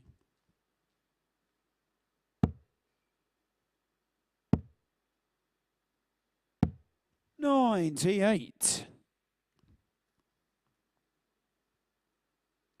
Talking about Fort Park, James Richardson's in a queue behind Alan Tabern in this leg. 45. Alan, you record 120. And he may find himself waiting a while. He may not get a go.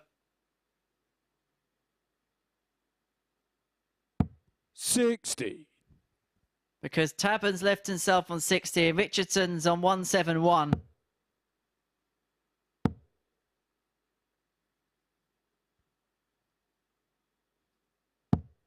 Looks 41. like he's in the Alan, you queue. requires 60. Like he's in the queue for the haunted house, because that's what this place will feel like to him at the moment.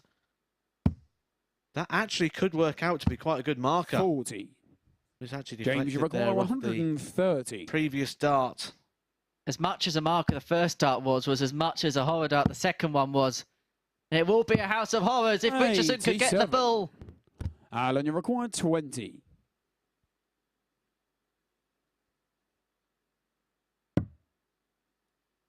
We said it's like a haunted house. Certainly is at the moment for Alan Tabern. Double 1. 18. James, you require That is not 43. the recommended route for 20. Oh, that was like a roller coaster. You were going up, down, round and everywhere. Tops to Richardson for a break of throw. Game show on the 5th And leg. that could be a pivotal moment in this game. Alan Tabern faffed around on the doubles. James Richardson took advantage of the opportunity that he got. He breaks the throw and is now a leg away from victory. Game on. With the darts in hand. 100. Despite the averages at the moment 38. being just 76.45 for Alan Tabern, 80.74 for James Richardson, he has managed to 100. get 7 marks in the 140 plus column. You could say that the Live League is a battle of stealth. 140. And coming up next could be a colossus clash between Reece Colley and Carl Wilkinson. Two 140. darting nemesises. Looking to progress. Oh! When we're saying the haunted 20. house, the house of horrors, is all going wrong. James, you require for Alan Tabern in this 161. one. James Richardson, 161. 69 scored. That would have been a icon. 72.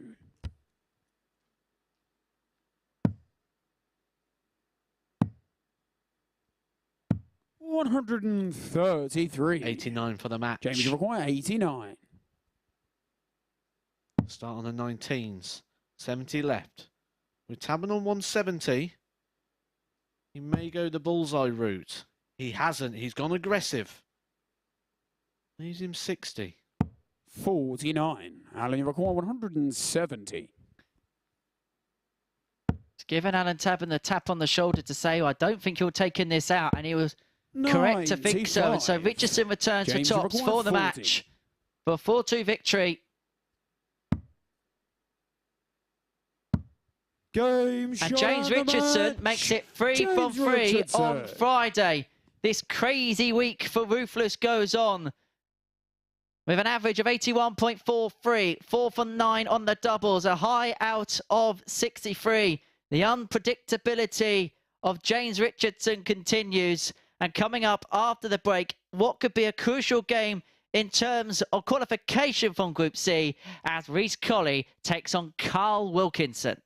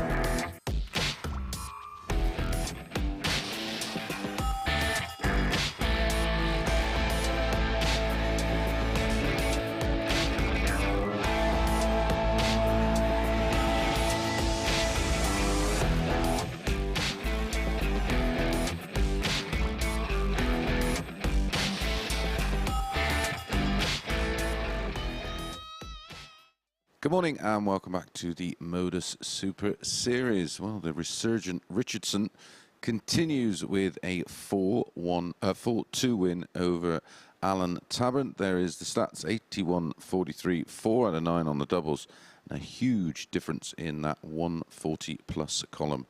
8-2 in favour of the winner, James Richardson, who now makes it 3 out of 3. If he could have just picked up 1 or maybe 2 wins from 5 yesterday, he would be well in the mix. Let's have a quick look at the updated table now. And as you can see, Dan Reid out on top. Reece Colley, who is up next against Carl Wilkinson, on 8 points. Thomas on 8. Wilkinson with the chance to join those group on 8. Remember, it is only the top 2 from Group C who join Lisa Ashton, the winner of Group A, in tomorrow night's final. We will have 3 more, of course, from tonight's Group B that gets underway at 10 p.m. Well, they go 5-6. Each of 2 in our next match between Reece Colley and Carl Wilkinson. Reece Colley won this tie by the narrowest of margins yesterday, 4 legs to 3. Owen Binks has the players on stage. In comms is Matthew Edgar, but first up, Henry Deacon. Thank you very much, Chris. As you mentioned, a massive game here in Group C. Reece Colley will be looking to return to winning ways after winning 4 from 5 on Thursday.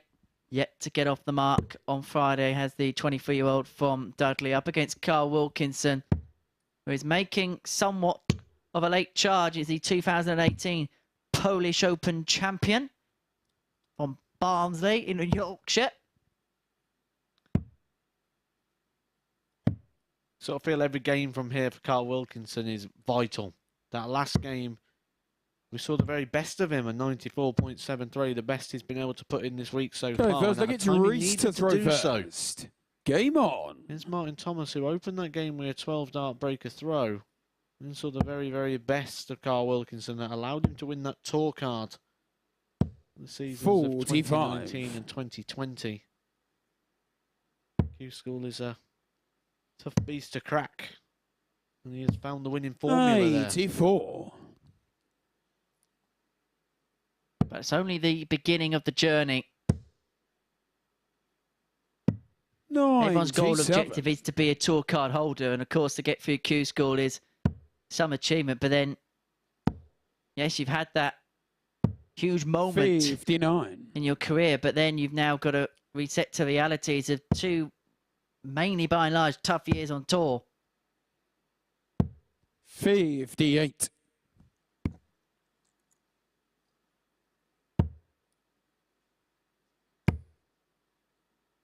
Mentioned that 139 from Carl Wilkinson last time. That was kick-started by that incredible 1-3-2 finish.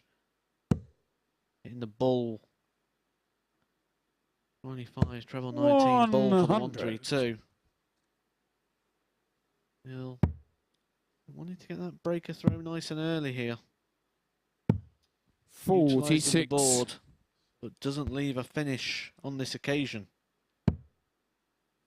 So it presents Colley with the opportunity with 6 darts in hand to win the opening leg. 95.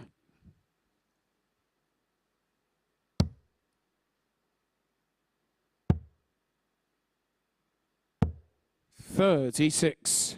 Reach record 106. So 106 for a hold in the opening leg. Treble 17 for the bullseye. 42. Been a cagey start from both players to this match. As Wilkinson looks for a 1-3-7. It would be so typical. So typical in a leg where both players have struggled to find their feet. Do we have a 1-3-7 finish? 64 then. To take the opener. Tops. 44. Just beneath. And Wilkinson will return for the same target. He's already hit it once in this leg. This would be the one that counts. He's come down to the 10s. Game shot on the Gets first it with the leg. last dart in hand. Carl Gives himself Wilkinson. a little fist bump. That's a 21 dart leg. But the most important factor there was that is a break of throw in a game that really Second matters to against Carl both to players. throw Reece Colley first. could Game get on. really reeled in now at the top half of that table. Been beaten twice already today. Dan Reed beating him in his opening game 4-2. And then 140. James Richardson, a 4-1 victory over him last time out. So despite coming in as a table topper, Reece Colley's getting desperate for some 125. points before he gets swamped by the rest of the chasing pack. You get the sense both players know the 43. significance of this particular fixture. Which is probably why we saw the tense first leg that we did. 85.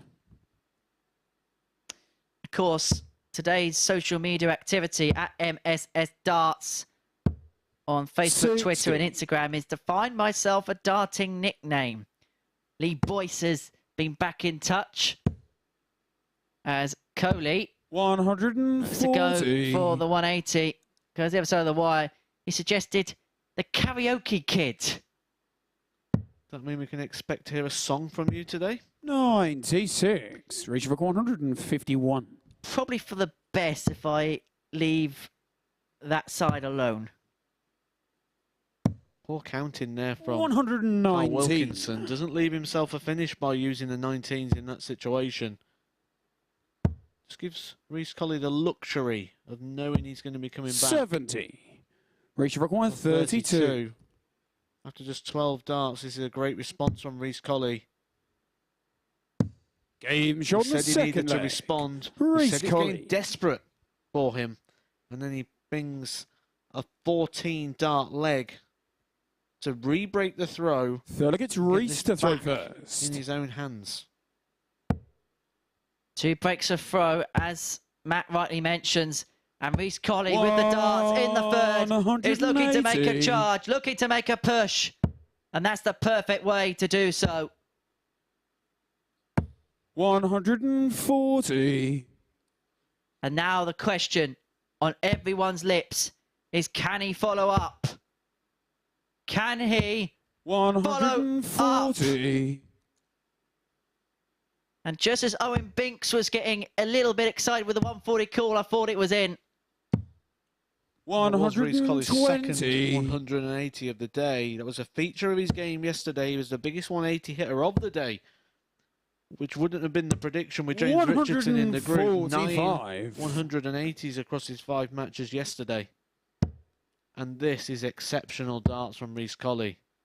We said we wanted to see more on his front 9, and he's 99. just Reach for scored 136. pretty much the 501 on his front 9. He wants just 36 Game shot on more, the third and he leg. seals it Reece with Colley. a 10 dart leg, which matches the very best leg of the week so far. We've seen a lot of 11 darters, but we've seen a 10 darter yesterday, and that was actually from to Reece throw Colley. first. Game on. Someone's put 50p into Reece Colley over the last leg and a half. 85.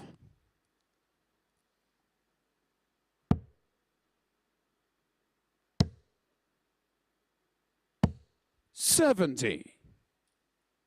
As I say, he was finding another gear. He then goes and whacks in a 70.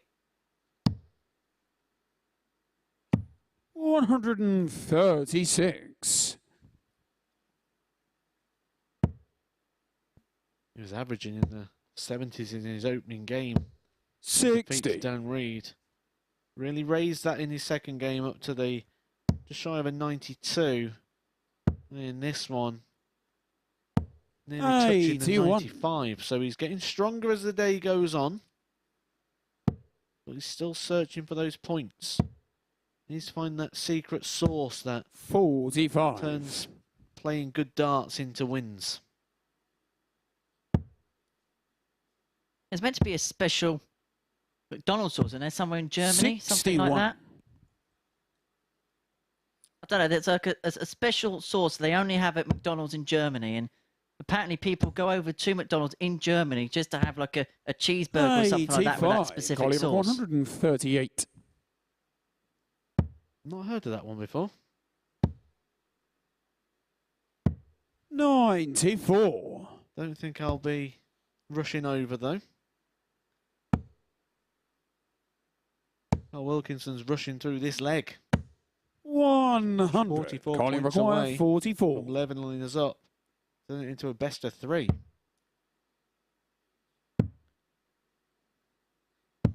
Game shot Exactly the what fourth Carl leg. Wilkinson does. Carl An 18 dart Wilkinson. leg there for Carl Wilkinson to hold his throw. He levels us up at 2 all the way back on throw, and this is essentially the old news of the world format. Fifth leg, Now. it's We're going Reece best to of throw 3. first. And what he's done here, Carl Wilkinson, he's rode out the storm. 91. There was a couple of legs of chaos, sheer chaos from Reece Colley. 92.1 the average. It was floating around the ton at a time. 136. But the consistently plateaued average of Carl Wilkinson has carved him open a couple of opportunities. 100.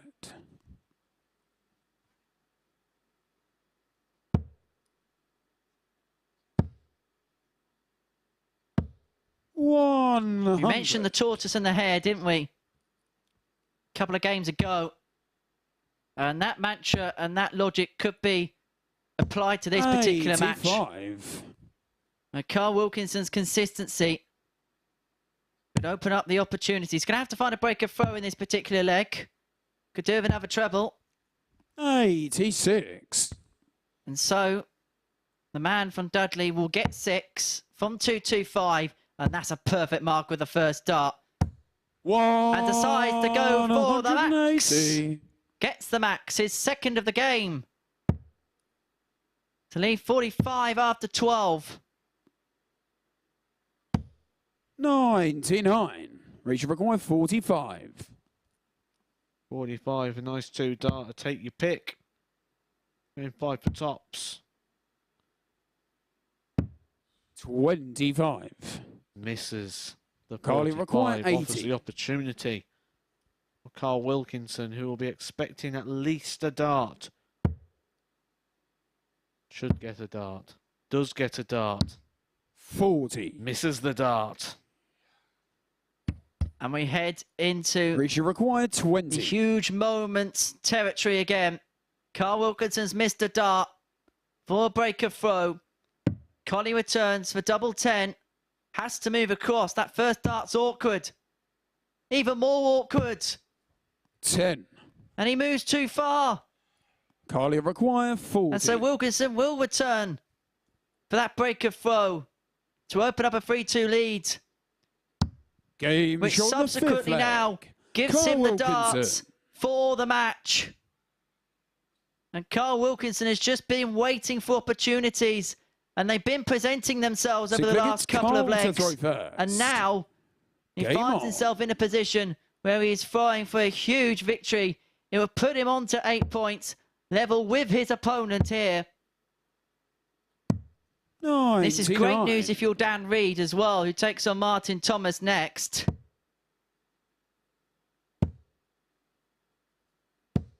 45. Things are about to get interesting. All the results that would have really shook up this table seem to be going in at the moment. 140. Carl Wilkinson can finish the job here with the advantage of throw and with the advantage on the scoreboard as well. 58. Got about 130 points plus the 3 darts in hand. But that is not 26. an advantage. The 3 darts in hand has only returned the score of 26. And so is the tide turning again. 96. Still a long way back into this for Reece Colley. Going to need a big double treble combo and hope that Carl Wilkinson 140. will do exactly that.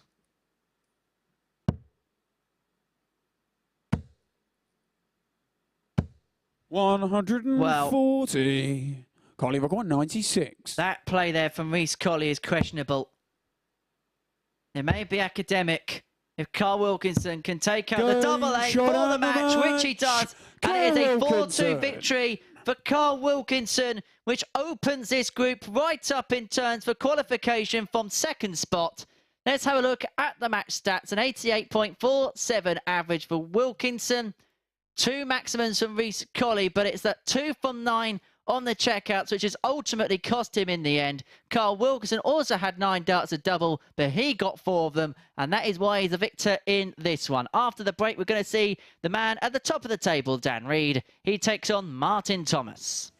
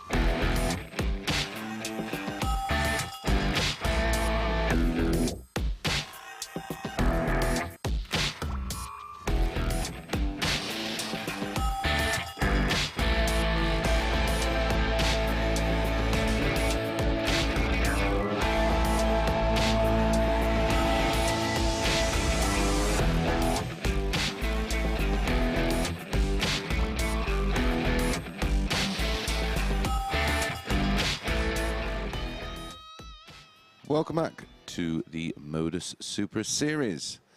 Well, another win there for Carl Wilkinson and a disappointing day for Reece Colley. He has now lost 3 from 3 and an average of 89.10, but the doubling was his undoing. Just 2 from 9, a little bit more efficient for Wilkinson. 4 from 9, including a key 96 to get the job done. Well, up next it is Martin Thomas against Dan Reid. Dan Reid, like James Richardson, the only 2 unbeaten players so far today, so a great opportunity in this one against Martin Thomas for Dan Reid to pretty much ensure his place in tomorrow night's final. And they do go in terms of odds: 11 to 10 Thomas, sorry, 10 to 11 Thomas, 4 to 5 for Dan Reid. Let's get the action underway with Owen Binks and in commentary Matthew Edgar and Harry Deacon. Chris, thank you very much indeed. Win and you are in. That will be what Dan Reid is thinking at this particular moment in time, and I'll bet he'll be glad that those 2 deflecting off each other in the practice darts and not in the main game itself. This one's going to get interesting. Then, like I say, the next sort of half an hour, I think, is going to really dictate the fate. Certainly for Dan Reid, who probably just 1 win away now, but he's going to be up against it here. Martin Thomas also has the advantage of throwing first in this one. Dan Reid did win the game between the 2 yesterday with a 4-2 victory. Went 2-0 down in that one, but then found a 1-2-1 and a 130 finish on the bullseye. First, it's Martin to throw first. Ended with 93.29. He was really down in the stats at 2-0 down and then found his very best. But you feel like he's going to need to do it again here. 64. Martin Thomas is getting into a position he needs points. Lost his last game to Carl Wilkinson 4-1. That would have took Carl Wilkinson out of it, but that victory for Carl, and then following that up with Reece Colley's kept Carl in the hunt. 100. Dan Reid's victory here. He wouldn't have to worry about what's going on underneath him. 82. He would join Lisa Ashton. Would effectively join Lisa Ashton 100 in tomorrow night's final, which will be live from 10 p.m. So please do join us for that. We will have a 134 audience every Saturday night here at the Super Series. And if you want to join the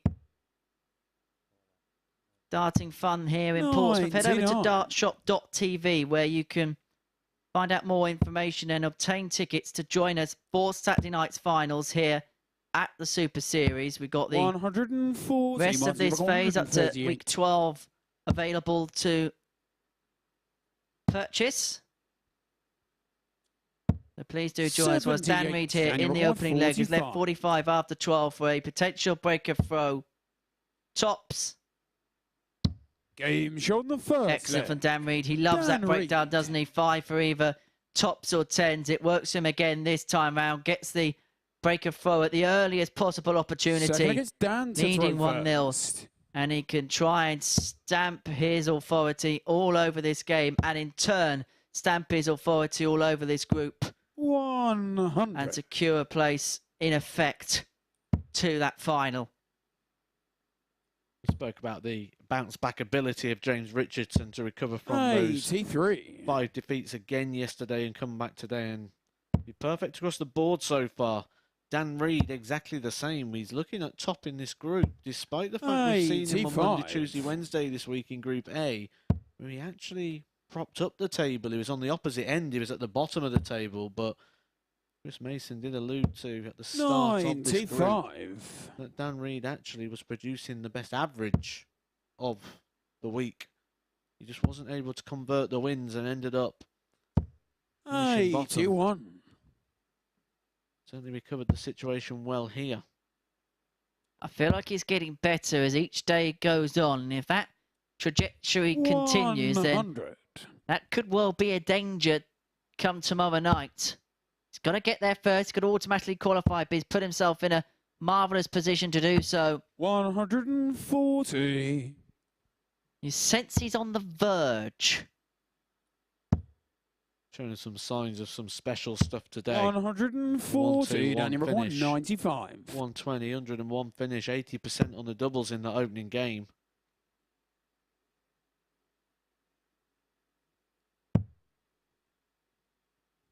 Could be a 15 darts. 59.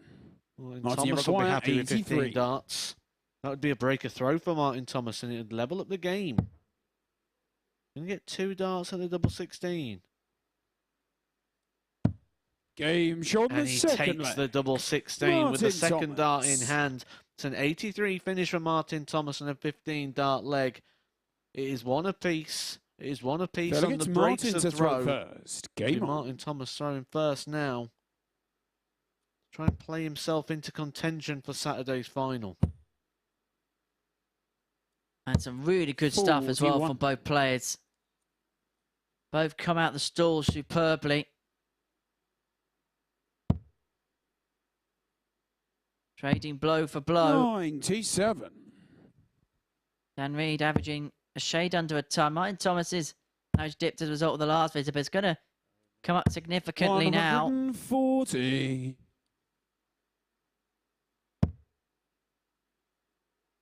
Martin Thomas was knocking on the door of his own PDC 59. Tour card this year.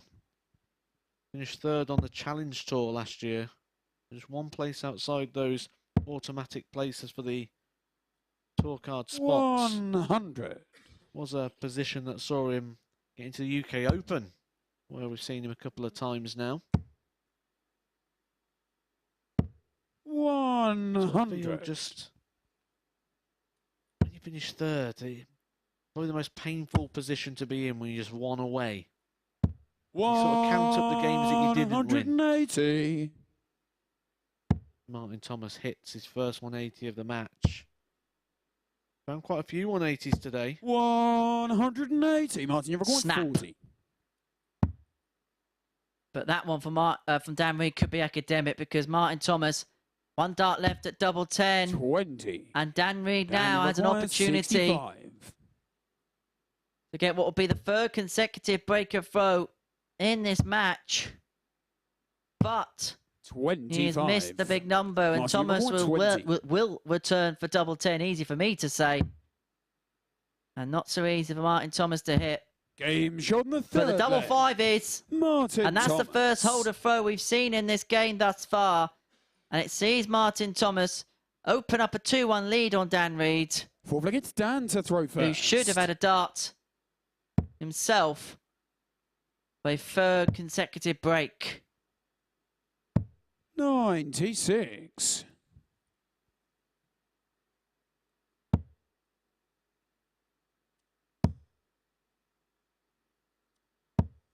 $81. There were a couple of 180s in that last leg. Martin Thomas 45. with a little bit of a feature for him. He got 8 180s yesterday. He's already on 5 now for the day. Make that 6. 180. He's hit 2 180s now in this game. 2 180s in the match before against Carl Wilkinson. He hit 2 in the match before that against Alan Tabern as well. So 100. we did say when his dart lies in the bottom of the bed, we expect a little bit more from him. 140s and 180s. He's certainly 85. saw him at Lakeside as well. When we talk about the achievements that he's had. Beat Josh Richardson in his opening game there. The son of 85. Martin, you've recorded James Richardson, who we'll see again in a couple of games' time. We'll actually play Martin Thomas. Could Dad get a bit of revenge for his son? Retribution, and I'm sure Josh is tuning in to us this lunchtime. If you are, warm welcome to you, Josh. Thank you for your 72. company. But eyes firmly focused on the battle between Thomas and Reed, where the Welshman has 83 Martin, you've recorded 83. after 12 for what would be a third break in 4 legs would be a good one for Martin because it would put him within 1 of the match and we'd have the darts in the next double 65. Daniel require 82. But Dan Reid will return for 82 to hold his throw. 1 dart at 42. tops comes and goes. So Martin Thomas require 18. will return for double 9 for the break Game on the and a 3-1 lead. And to put himself within 1 of victory against Dan Reid, it would put him on to 10 points. It would put him in a position where he would go second in the group and would also put him within a couple of points of Dan Reid at the top tellingly as well.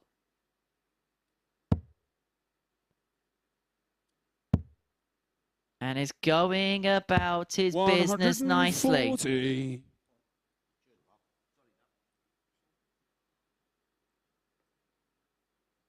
One of the things that we can say about these groups this week is they've been very unpredictable. Group A going to the biggest outsider in the group, Lisa Ashton taking that one, going straight through to finals. Group B that comes back tonight, that's a take your pick. Any one of 4 could be 95. taking that one. And if Martin Thomas takes this one, going to shake the table up even further. He'll certainly be the most popular player in the practice room at the moment. Just keeping that position that Dan Reid's occupying open to a couple of players. 58. He'll be wanting to do it in a way that gives him the biggest leg difference as well. Dan Reid's leg difference is quite healthy. Martin can take 3 away from that column here. Takes away that little bonus point that the legs give you.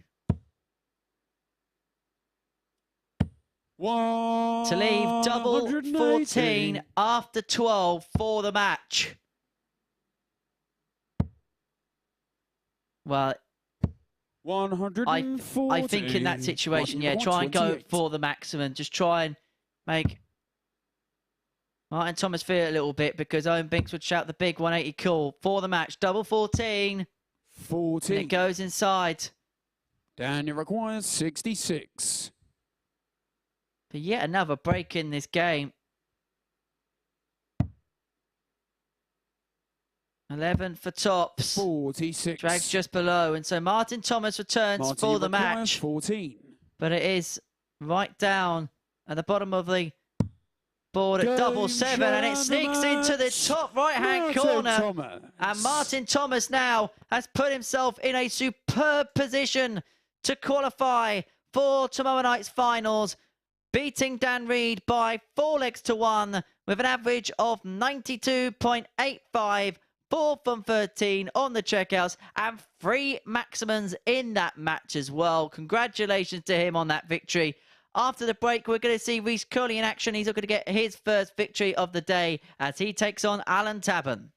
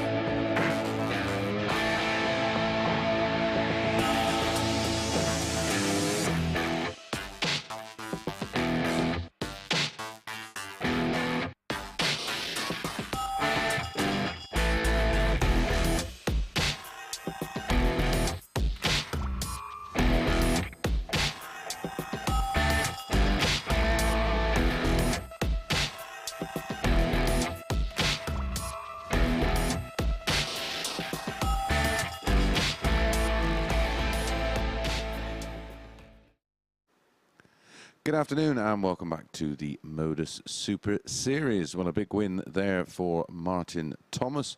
Also 3 180s en route. Let's have a look at the stats. 92.85 for Thomas, 92.3 for Dan Reed. There was 4 180s in the match, 3 to Thomas, 1 to Dan Reed, 4 from 13, and still with an average of 92.85 with 9 darts missed. Add a double, high finishes of 83 for Thomas, 45 for Dan Reed. So let's have a look what that does to the table. And Martin Thomas up into a qualifying position. All the players, as you can see, all have 2 more matches to go. So a possibility of 6 points available. And remember, it is only the top 2 that will join Group A winner Lisa Ashton and the top 3 from tonight's Group B. Up next, it is Alan Tabern against Reece Colley. Neither player with a win so far today. Incredible considering the days they had yesterday. When they did meet yesterday, it was Alan Tabern who got the win 4-1. Well, they go 4-5 and 10-11 respectively in this match. Well, this one is definitely a splinters one for me. I can't pick a winner after what we've seen so far today. Owen Binks is on stage with the players. Our referee is ready, and our comms team of Matthew Edgar and Henry are ready in comms. Chris, thank you very much indeed. Huge game coming up here for Reece Colley. Fantastic day on Thursday, winning 4 from 5, but he hasn't won any of his first 3 today. So if he's going to harbour hopes of progressing through to tomorrow night's final, you sense he's going to have to beat Alan Tabern here.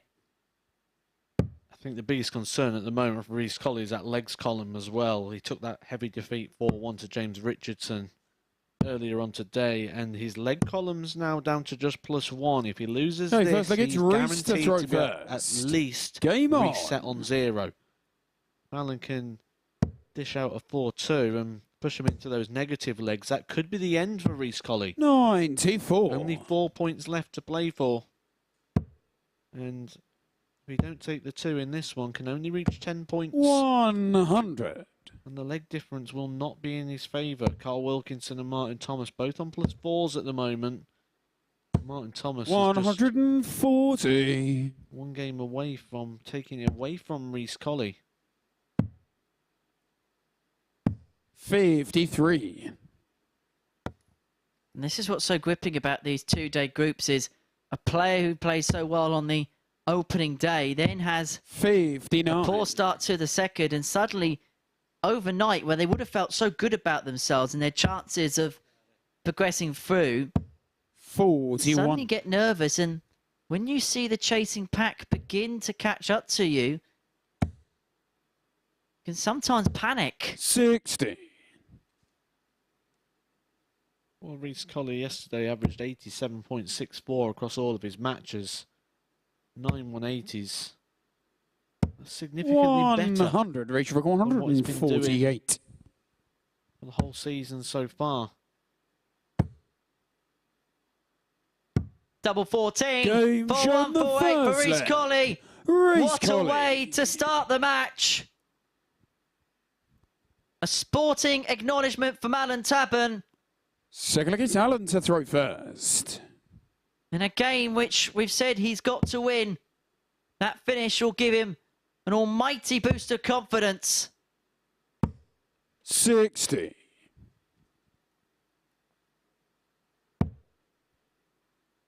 When we get to this point of the day, it is knockout darts. 140. Knockout blows from Reece Colley so far. 148. The finish in the opening leg. That is 3 81. 140s already, and we've only just got past the opening leg. 140. Make that another. 2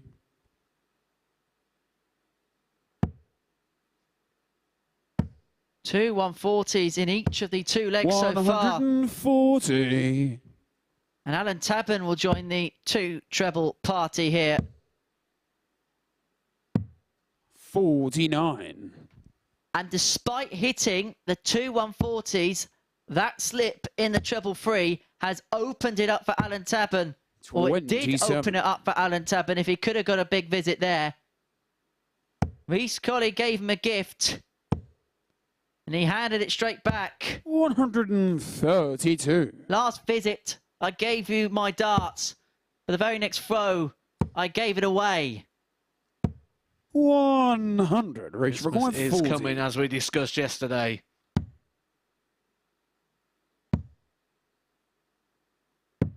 Game shot on the second leg. Colley is coming up the table. Reece Colley. There's a second leg on the board, and more importantly, a breaker throw. It took him just 15 darts. Third leg, it's Reece to throw first. And he's responding. We're all doing our jobs here. In the commentary booth, we need to ask the questions, and on the stage, they need to give us the answers. 140. Reece Colley is coming up with every single answer to every single situation at the moment. 5 in the 140 column. 85. He's just running away with this one. We are the Bradley Walsh to the Anne Hegartys here. 180. And the chase is on for Reece Colley to try and qualify through Group C.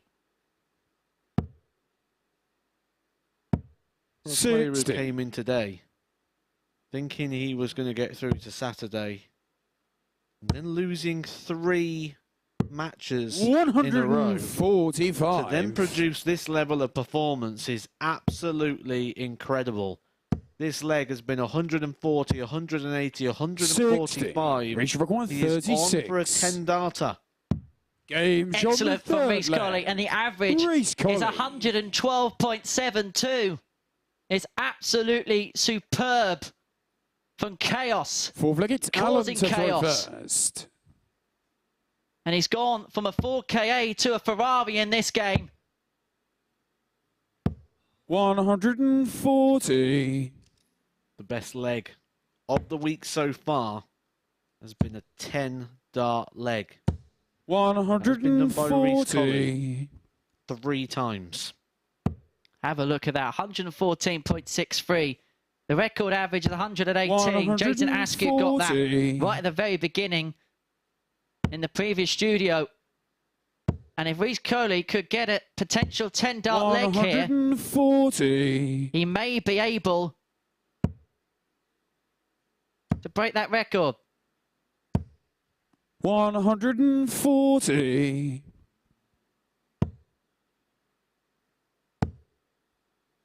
We're getting carried away with Reece Colley here. 100, Alan, you're required 81. On throw has hit 3 140s. He's providing a bit of resistance. 41. Reach for 121. Well, this would finish the performance of the week. But it's a rare, rare slip in this game from Reece Colley. Alan, you're required 40. And despite his dominance, Alan Tabern has stuck in there and has earned this opportunity. Game shot and on the merited the leg. Alan Tabern keeps himself in the match, but Reece Colley has the darts in the 5th to seal a 4-1 victory. It wouldn't just be 2 points on the board, it would be +3 in the legs difference bracket if he can get it done here. And he's back in the lipstick again. 180. Sometimes words just doesn't do it justice. 60.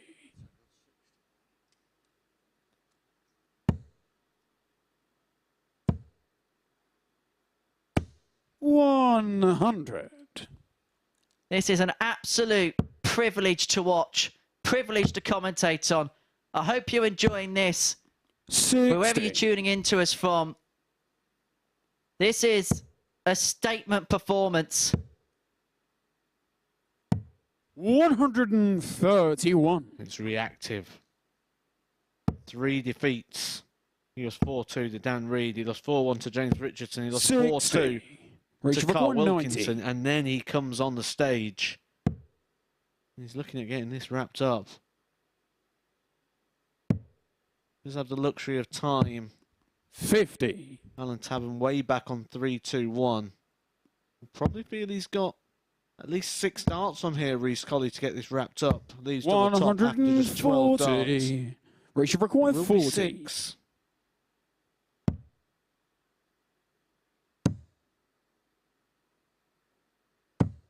Doesn't need 6, he just needs a 3. And Reece Colley wraps up an absolutely exceptional performance there. A 4-1 victory over Alan Tabern, and just look at those stats. The eye is obviously drawn to the 110.37 average, but 8 140 plus shots in just 5 legs of darts, along with the 2 180s, the 148 out. That was absolutely exceptional from Reece Colley, who moves up onto 10 points and also strengthens his leg difference.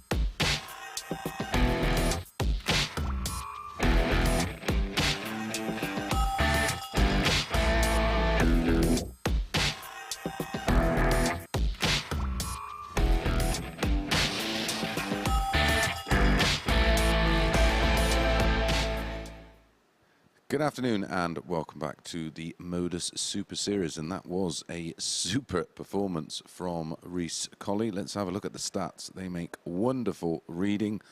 Reece Colley absolutely smashes his previous best here by some 14 points.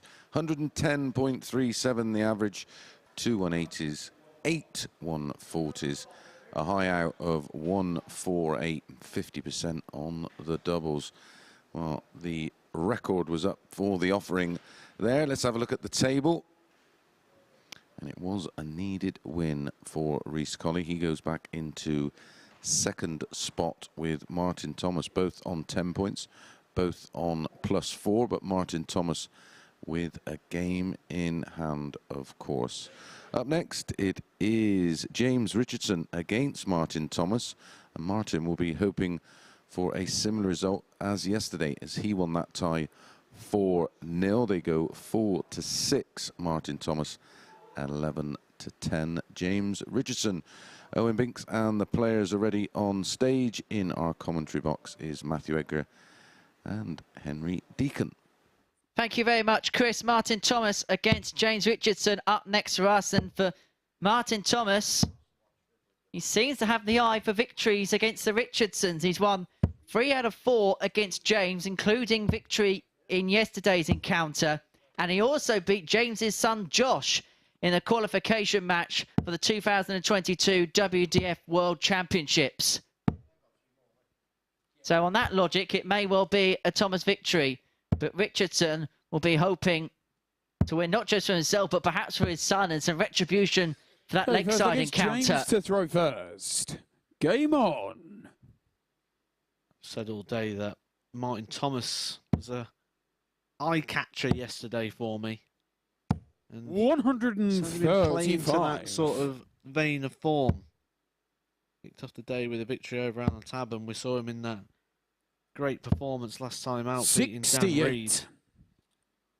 4 legs to 1. 3 180s in that. Really got his scoring boots and power on. Did see him get defeated 21. by Carl Wilkinson. 4 legs to 1. But it's now or never. 26. Martin Thomas. Well, we're getting some more nicknames come through. That's the task of the day at 43. MSS Darts. Please do send them through. What would be my darting nickname? Please keep them clean. That would be much appreciated. 75. I've had a couple of suggestions of Henry the Beacon Deacon.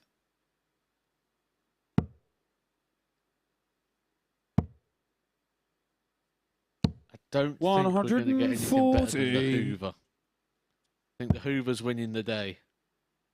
In fairness, it'd be very appropriate because we're both full of hot air. 56.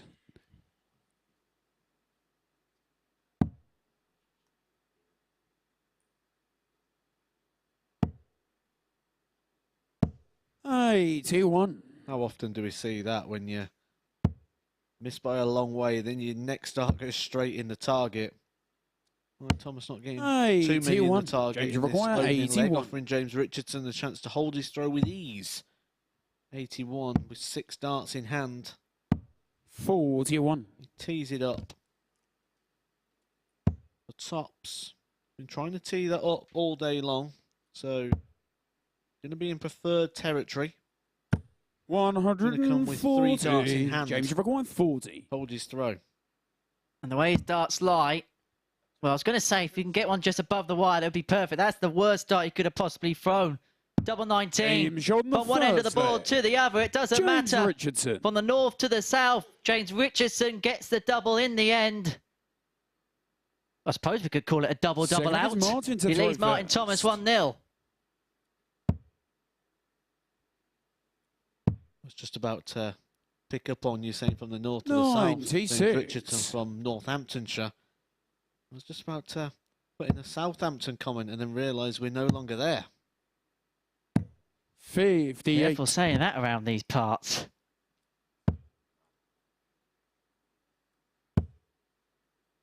Have Northampton ever lost 9-0? 60. I'd imagine many a times.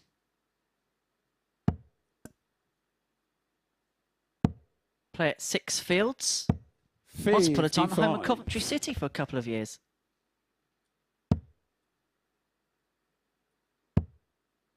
Anyway, talking about Northampton Town means we're talking a load of cobblers. 60. And just when I thought we couldn't lower the bar any further, the Hoover 98. brings us down another level. I am like a limbo dancer, always bring the bar down. 70. Well, and Thomas has brought the bar down on his performance. 92.85 in the last game, 86 and 88. 100. Casting my eye over to yesterday's Stats is on an 88 there for yesterday, so it's actually improved today until this game. 194. Trying to work out an opportunity here to try and leave a finish, but he's going to need to be perfect, and that is not perfect. He's offered the opportunity of the breaker throw here for James Richardson, who, like we said, could be looking for a little bit of 140. Richardson retribution.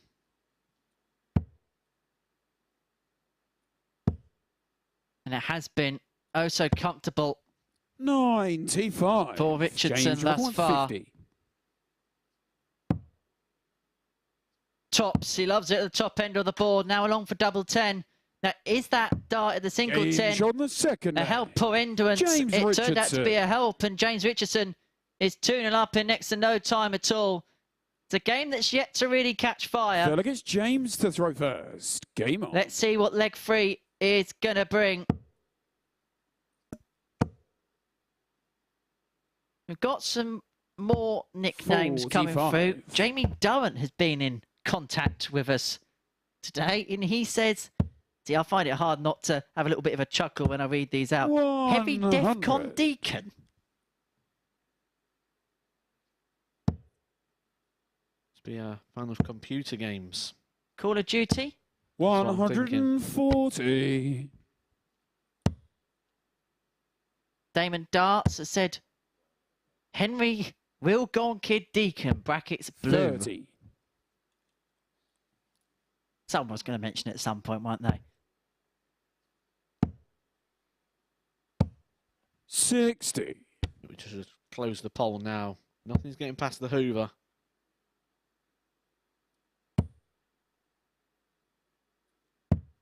98. Yeah, nothing is getting past the Hoover, which may give some of you a crumb of comfort. 58. And importantly, this is a performance from Martin Thomas, which could have came at the worst possible time. 120. Because he's made some significant headroom. In terms of the group,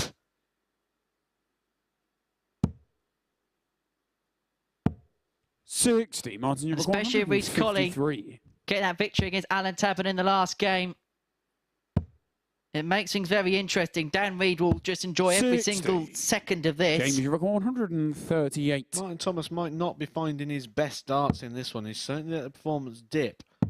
But with James Richardson only averaging 77, despite the 2-0 scoreline, if he can find Martin, you anything require like 93. he found in his game with Dan Reid when he averaged just a section shy of 23, 93.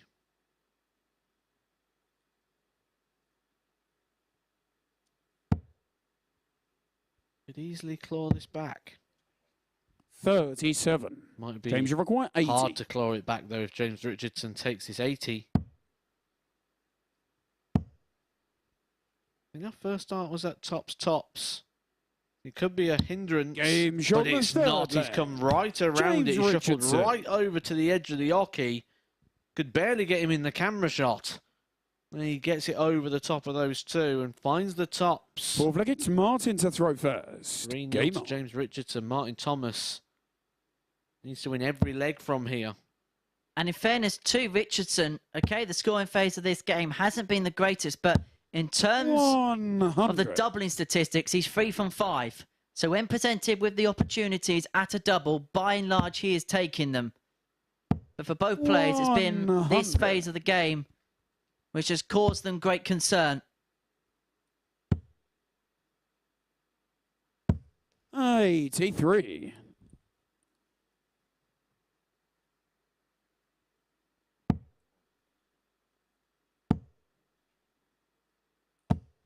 $41.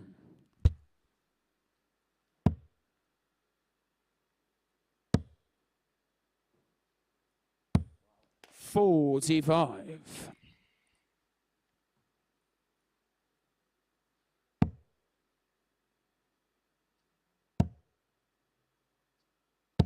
140. James Richardson making a move 4-0 defeat here for Martin Thomas. It'd be disastrous. 81. Completely wipe out his legs column. With only one game left to go. 2 more points on the line. Only 4 more legs on the line. This could have come at a worse time. 32. It's an ideal slip. James, you require 120. He's in the 160, but much easier task for James Richardson, just needing the 1 treble. Martin Thomas will come onto that target, needing 2 trebles for the tops. 160. Won't find it, offering James Richardson what should be 2 match 95. darts. James, you require 60. To seal a 4-0 victory for yet another victory. He's unbeaten so far today. 1 dart left. 50. Goes inside and Thomas returns. He puts his darts in his pocket. He thought it was all over.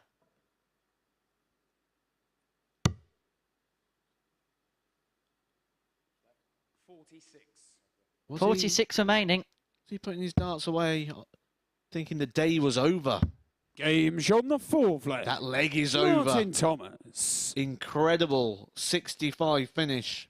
After missing the 25, he had to recover with the single for the double, and he does James so perfectly there. But does that give you an indication into where Martin Thomas is at the moment? He's only averaging 71. It was almost as if he was ready just to get off the stage and get ready for the next match, wasn't it? That was what it felt like for Martin Thomas. 100. He doesn't have a big break. He's only got 1 game, and then he's back on to play Reece Colley in what? 100. Probably. Effectively a shootout, isn't it?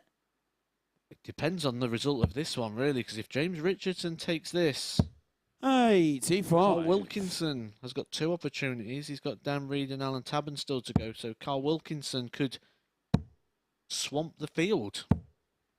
140. So Carl Wilkinson right now is probably a James Richardson fan, as is Dan 60. Reed and probably Reece Colley as well. James, you've got James Richardson has 161. found himself 3 new fans.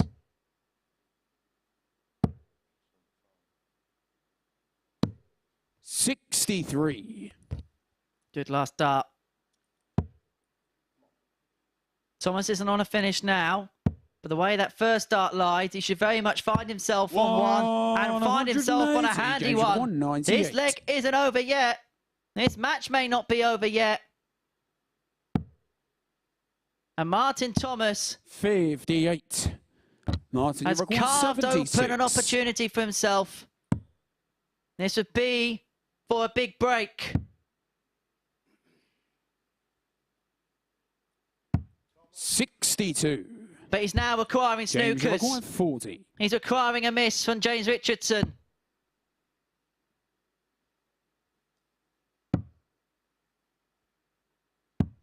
Game shot on the match. And Richardson will James not miss. Richardson. And he beats Martin Thomas by 4 legs to 1. That could be a hammer blow for the Welshman. It wasn't the greatest game in terms of averages. 4 from 10 on the checkouts for Richardson. It was 3 from 5 at one stage, but it's Richardson who picks up the points. In a crazy, crazy week for him. He's had an unbeaten day thus far. We're going to take a short break. This could be a big game upon our return. It's Carl Wilkinson up against Dan Reed.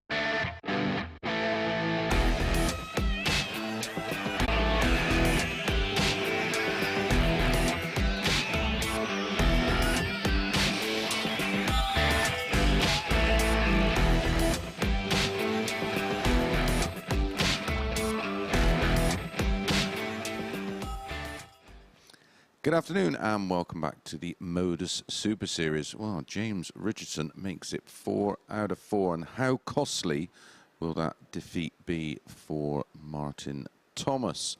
Let's have a quick look at the table and see what damage has been done. As you can see, James Richardson 4 from 4, moving on to 8 points, incredibly, now ahead of Alan Tabern. Dan Reed, who is up next, still tops the table, but a chance for Carl Wilkinson to close the gap and join Reece Colley, Martin Thomas, all on 10 points. Remember, it is the top two. The last time these two met, Carl Wilkinson and Dan Reed, was yesterday afternoon, well, yesterday morning, and it was Dan Reed who just edged it out 4-3. He is the 8-13 favourite for this tie. Carl Wilkinson priced up at 6-5. Well, I think the players are pretty much ready and on stage with Owen Binks, and it is Matt and Henry in comms.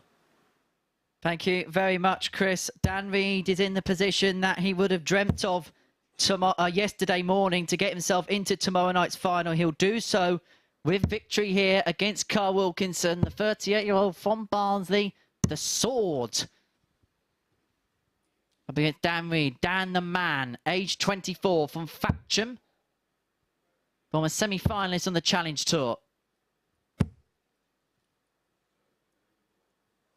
Victory here for Dan will progress him through to tomorrow night's final. He'll join Lisa Ashton, who has had a chat with Phil Bars early on this morning. You can catch that on our YouTube channel. Don't forget to subscribe for that. We've got plenty of content coming up from inside these four walls. Okay, first look, it's Carl to throw first. Game on. I feel like Dan just needs to read the situation here and know that a victory is all he needs. No more leg counting, just get the 2 points. And as you mentioned, 66. one thing darts players may not always be the best at is thinking. Dan Reed doesn't have to think. Win and you are in. It is as simple as that. 43. But that can also lead to a little bit of tension. Carl Wilkinson. 2 games still to go. 140. This is still the 4th round of fixtures. Carl Wilkinson teases us with 180. Doesn't hit many 180s. 34. Doesn't hit any today.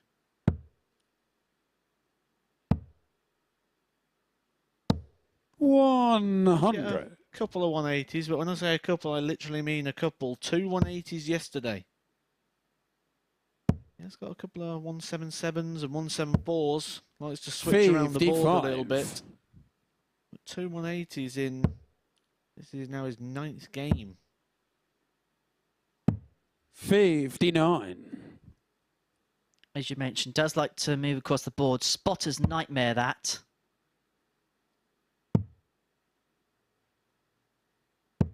$59. Carly back 136. It'll be all about the treble 20s. There'll be no movement here if he got the first treble. Along for double 8, it would have been 77.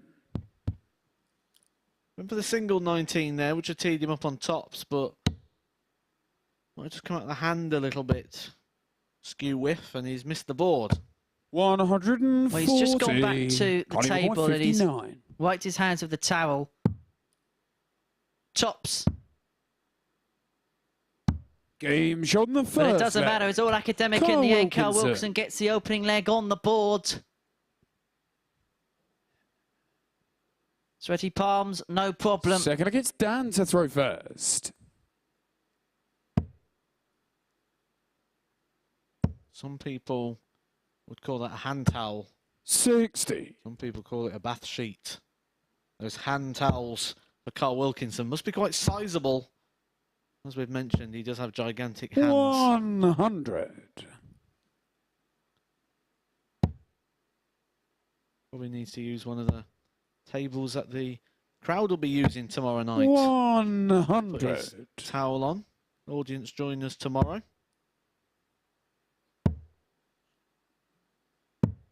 44.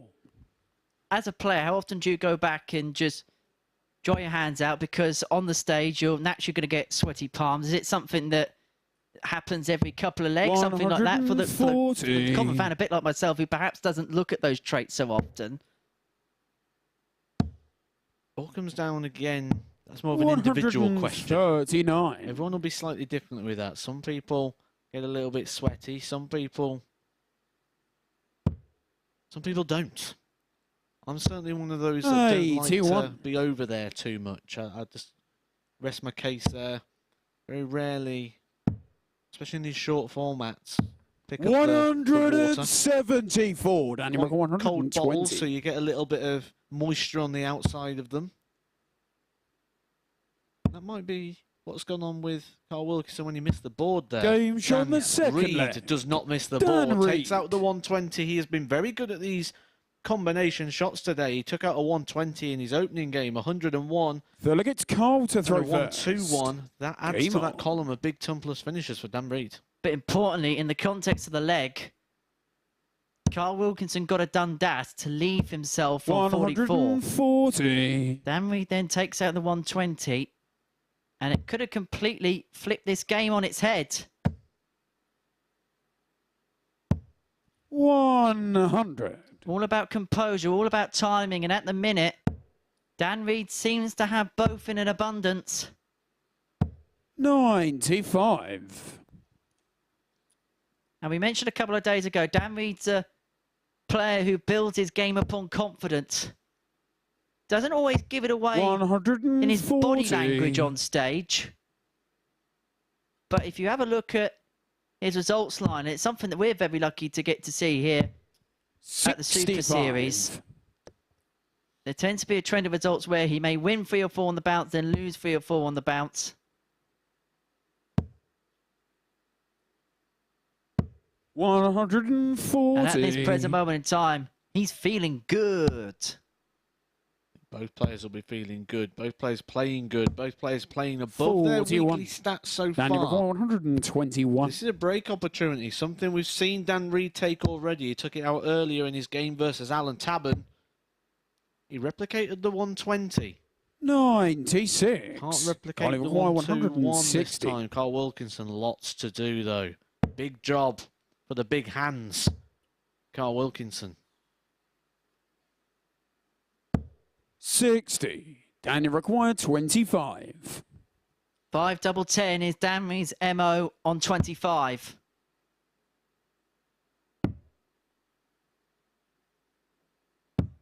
Game shot on the third leg. And it works for him again. Dan It's a break Reed. of throw. He opens up a 2-1 lead. There's Dan Reed. 2 more legs. We'll see him tomorrow night to throw first. Game on. in front of the crowd. 2 more legs wouldn't just see Dan Reed through to tomorrow night. It would probably be the end of Carl Wilkinson in Group C. 58. He's doing his best to resist this performance from Dan Reed. 90.60 the average. Dan Reed's 93 is enough at the moment to get him the break of throw. As we still wait for the first 180 from Carl Wilkinson of the day, but again finds those big 3 treble combinations. 140. 177 is as good as a max.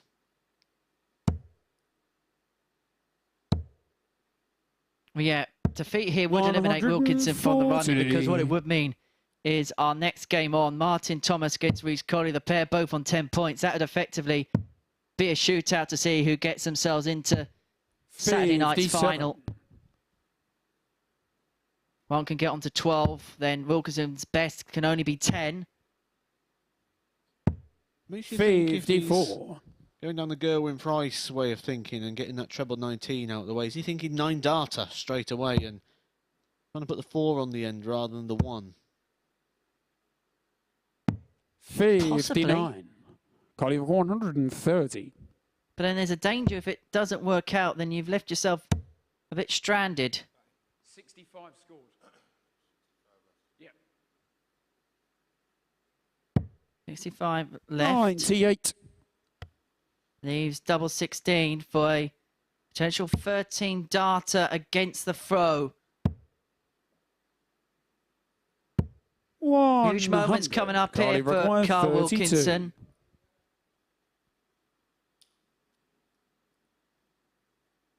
Give him the breaker throw back. Level Game it back shot up again, the and that's full exactly flag. what Carl Wilkinson does. A 14 darter to get his throw back. He is half away to victory here and keeping himself fifth leg, it's in the Carl running. to throw first. We said he was resisting with that 90 average. He's actually raised it now to a near 95. 94.58 the average. Dan Reed's still coming along 84. the same sort of pace, but at the moment it's Carl Wilkinson who's finding that bit extra. Well, the averages have flipped on its head, hasn't it? Dan Reed was dominating that department. That's now headed the way of 100. Carl Wilkinson, although that tongue creeps in ever closer. 30. But a huge opportunity presents itself for Dan Reed against the darts on the back of that 30 score. And he is opening up the door. 100. A ton will do in this situation. Again, Carl Wilkinson switches down the board. 86. Surely, because Carl's a quicker thrower, can that disrupt the rhythm somewhat because he's switching all the time? 100. You tend to find that the quicker players do switch quite a lot around the board. 59. And I think the pace of this game will be okay. Dan Reed is a little bit more deliberate, but not enough that Carl Wilkinson can make too much note of it. By the time he gets back, Dan Reed's already delivering the first dart. So 105. as long as he's got his routine set, he should find that he doesn't have too much thinking time. Dan Reed. 41. Daniel 196. He's a treble to be able to see this off in this visit. He does have the luxury of time. They need it in this situation. 56. Good from Dan Reed. He broke the throw and then lost the throw straight away, and he could be about to regain it again. He's left himself tops. 60. Tops and tens has been good Daniel for him. More the 40. tens. Game shot on the Tops fifth is leg. good for him this time, Dan though. Reed. One dart in hand is all it takes for Dan Reed. To see that out in 16 darts, Dan Reed now will be throwing first for the match. Dan to throw first. And not Game only the win here, but it will confirm his place in Saturday's final. And it would mean that 100. our next game, Martin Thomas and Reece Colley would decide second spot. Colley and Thomas both on 10 points. Wilkinson could only get on to 10 points. And obviously the victor of that will get on to 12. That's what's at stake. 125. The next couple of legs will dictate what we're playing for in the final round of matches in this Group C. Next game coming your way, Martin Thomas, Reece Colley. Martin Thomas, last defeat. 74. Richardson's put him out of contention, but Reece Colley, plenty to play for there.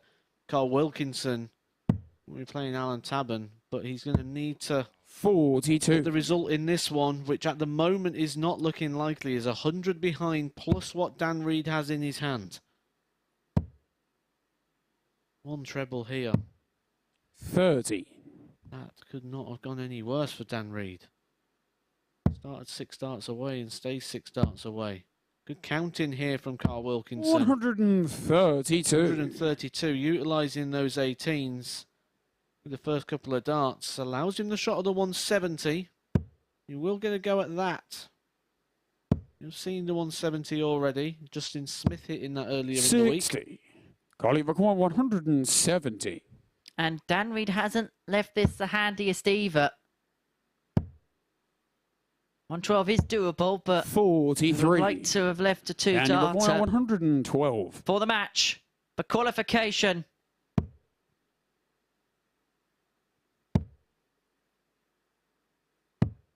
$48.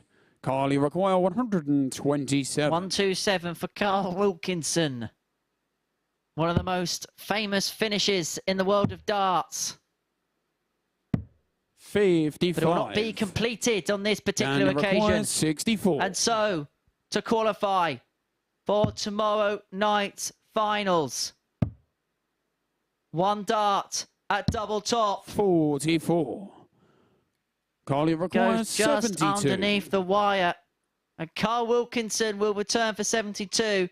He knows it has to go 20. But double 16. 56. And that may have been his Dan, last chance come 20. and gone, because Dan Reid returns for double 10. Double 5. 10. More mismatched darts. Colley requires That's 16. 4 match darts missed for Dan Reid, and Wilkinson returns. Dan Reid is making an absolute mess of this one. He's on 202 and then only managed to get 1 dart after 12. But Carl Wilkinson Daniel required 10. might have let him off here. It's a long way off for Dan Reid. He's come underneath from 202 down. Carl Wilkinson back on 302. Dan Reid with the advantage of throw. It has all gone wrong. It took him 11 darts to carve out a dart or double from 202. And then he's just gone and missed 7. On the sick flag. Carl Wilkinson gets over the line, breaks the throw in 25 darts, but that's not going to matter for Carl Wilkinson. The most important thing right now is the points. Final leg, it's Carl to throw. He needs the win to make that game with Alan Tabern vital. Game on. Dan Reid has missed 6 darts to win this game. A game that, should he be the victor, 55. would seal automatic progression through to the finals on Saturday night. Just got to think Dan Reid 60. must have the cogs turning in the head there. Got down to 202. 100 points ahead of Carl Wilkinson. And then 11 darts just to even get a single dart at the double, and then went on to have 7 darts from 40 down. Couldn't convert the chance. 100. He will be back to play James Richardson, so even if he loses this, he will still have his fate in his own hands. 46. The last game of the afternoon. Last game of Group C.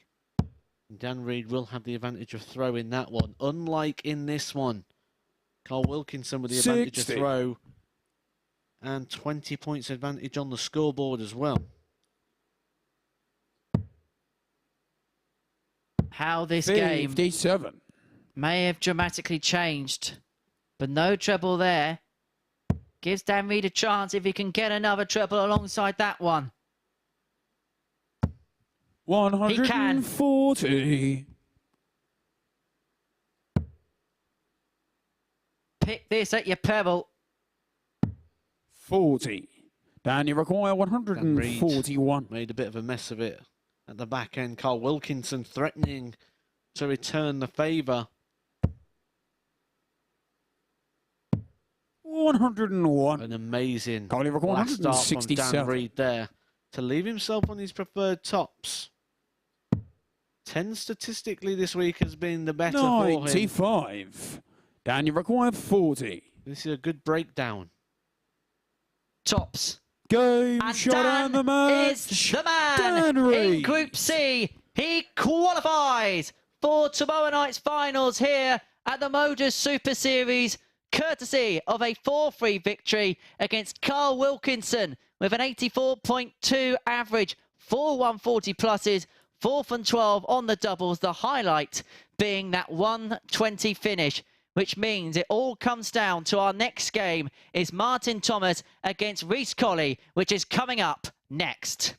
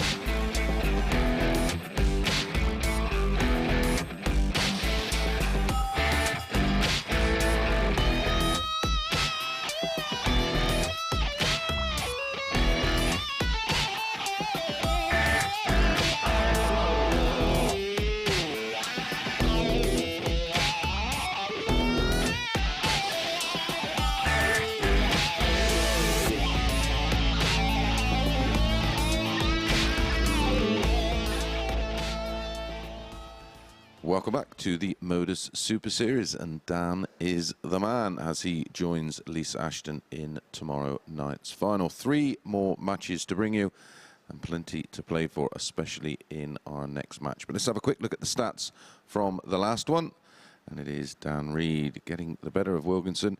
84.2 the average, but it was a little bit better than that.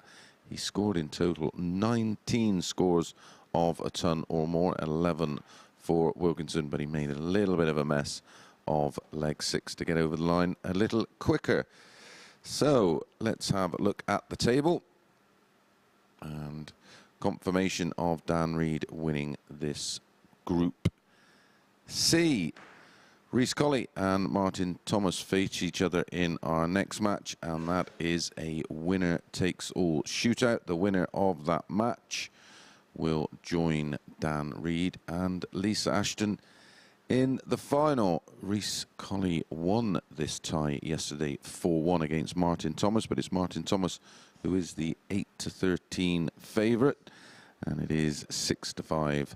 Reece Colley. The players are on stage. Owen Binks is ready, and it's Matt and Henry in comms.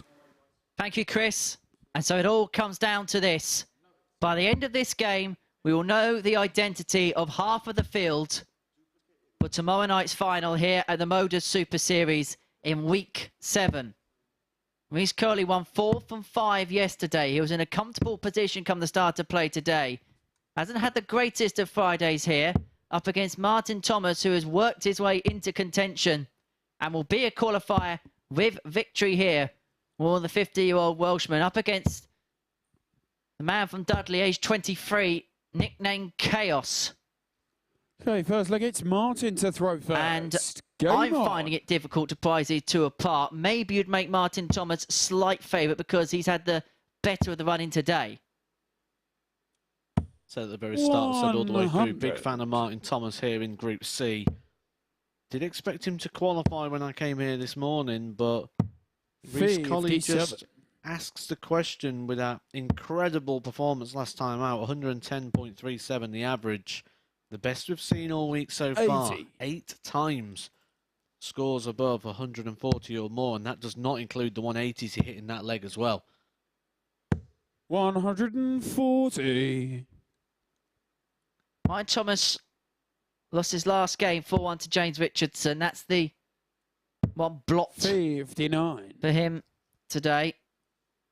One of those below par games. But Reece Colley in his last match averaged 110 98. in that victory against Alan Tabern. It was absolutely superb from him. And he's started in a similar like fashion in this one. 42.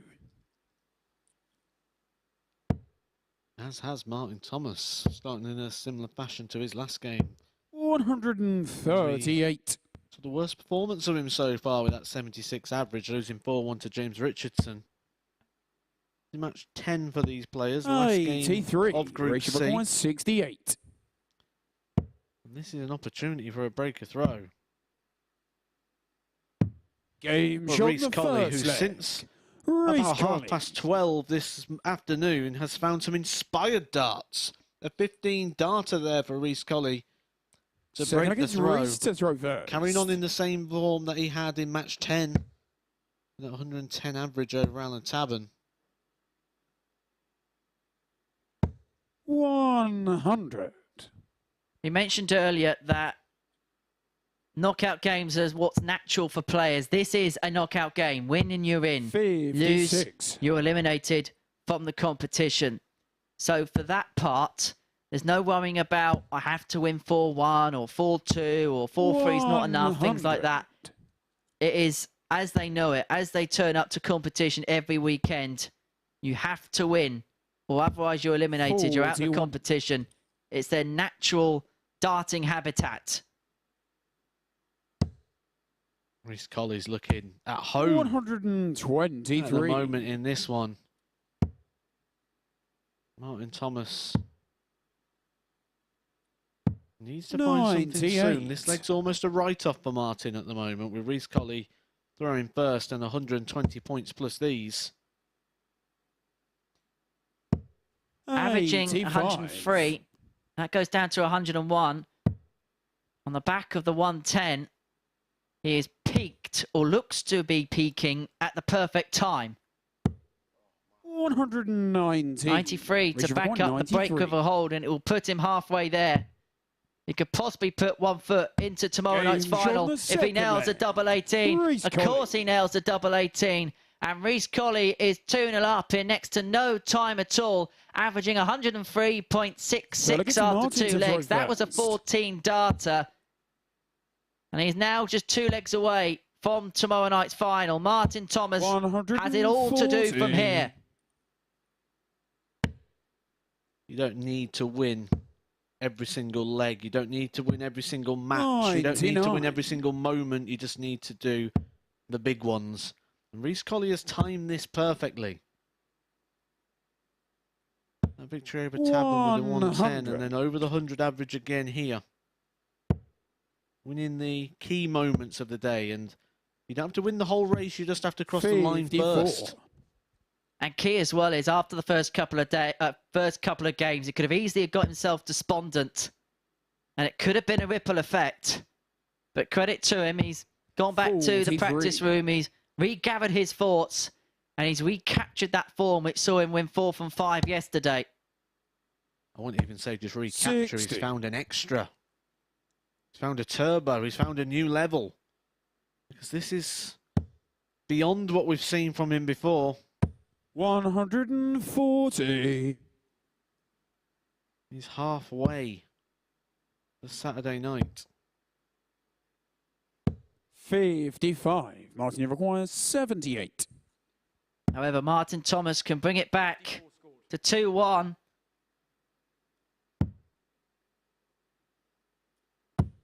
What would have been a 15 dart leg of his own. He's going to return with Colley back on 2-3-3.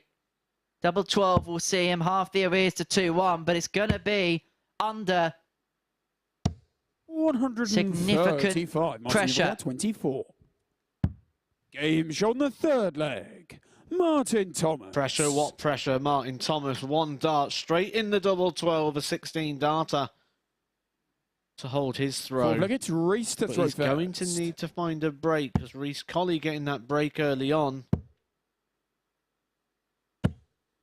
60. He just needs to hold his throw, and he is in Saturday's final, joining Lisa Ashton and Dan Reid. 140. And he's made a huge indent into Reece Colley's throw. 131. Needed that last treble. They're the man from the Midlands. That first dart was a perfect lie. 140. This is an excellent leg against the darts of Martin Thomas. Back-to-back 140s. He's forcing the issue of Reece Colley here, who raced into a 2-0 lead, plays some superb stuff. But Martin Thomas is doing the right things at the right time. This is inspired for Martin Thomas. Talking about inspiration. The bullseye. 145. And that would have been an almighty body blow. 141. Incredible leg of darts from both players. Game shot and Martin Thomas, we said he needed to find something, and he does with 11 darts. 140, 140, 180, 41 out in 2. Reece Colley did all he could. Martin to throw first. 131, a 140, and then wiring that 170 with a 145. Game on. But Martin Thomas has brought this back onto throw. He's brought his average up above the 93 mark. Reece Colley still over the 100. This is a quality game of darts with everything riding on it. 46. But is that a slip? After working so hard to get back in the match, and I think he may just get away with this one. 57. He will. But credit to Martin Thomas, because at 2-0 down, Reece Colley was racing away with the game. He's just stuck in there, found a gear. 100. You could possibly argue he's making a case to be the favourite for the match. You asked there if that was a slip. 100. Then we can call it an opportunity. Then we can only really call it a slip if the opponent makes it a slip. That's the beauty of head-to-head darts. Sometimes you can get away with a bit of a mistake and it doesn't really affect the game too much, and that's what's happened in this one. Recovered the situation well.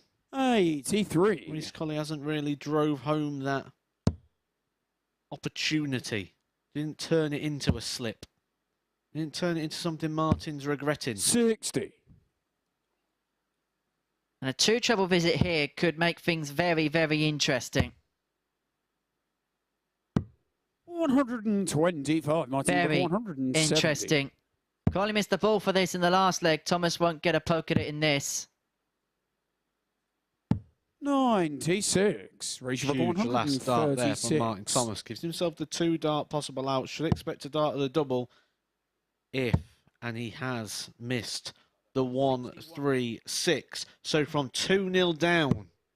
125. Martin, Facing a trip up the 174. motorway this evening. He's facing a dart at tops. Be a leg away from Saturday night's final. 34.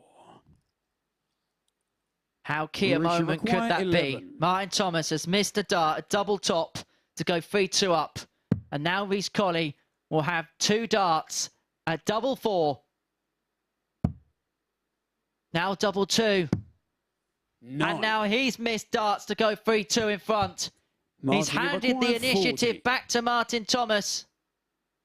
3 darts at tops. Game Clean bet shot to the aim at. fifth leg. Gets it first dart. Martin And it is he Thomas. who is on the hill. It is he who is a leg away from the final tomorrow night.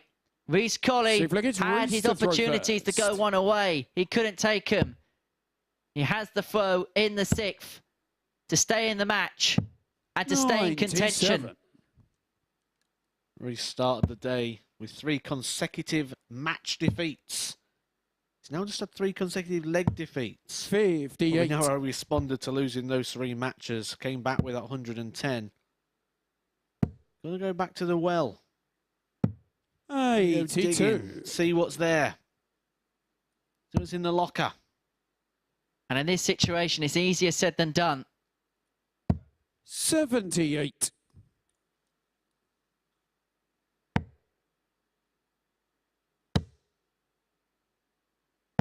140. But he's given himself a sizable lead in this 6th leg to get himself level, and then will be faced with a 1-leg shootout to see who will be the 59. second qualifier from Group C this week. If it does go that way, which is looking more likely with every dart that has thrown. 100. I think the key bit of information there is the 10 matches and all these legs. Martin Thomas will have the darts in his hand. 164. Reach for quite 82. Class. In case the 82 doesn't go. 1 dart at tops Game is shot all on the Reece 6th Colley leg. needs. Reece And Colley. both players are within 501 points from Saturday night's final. Only one can qualify.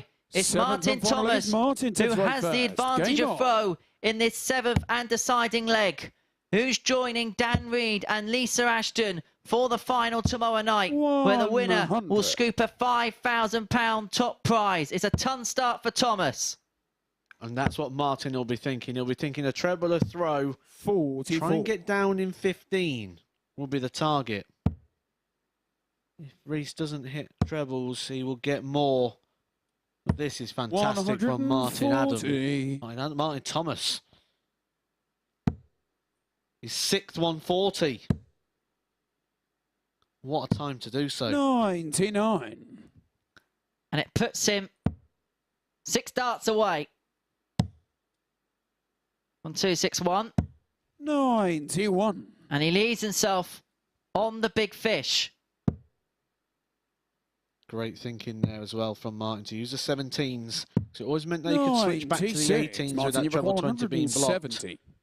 This is a match shot, but I don't think he'd go for it if he does get the trebles, which he doesn't, so we'll never know, but it's a set-up shot. 98. He should get at least a match dart. What Reece does here is vital. He needs to use the 18s. He's just offered 6 darts for Martin, Martin. 72.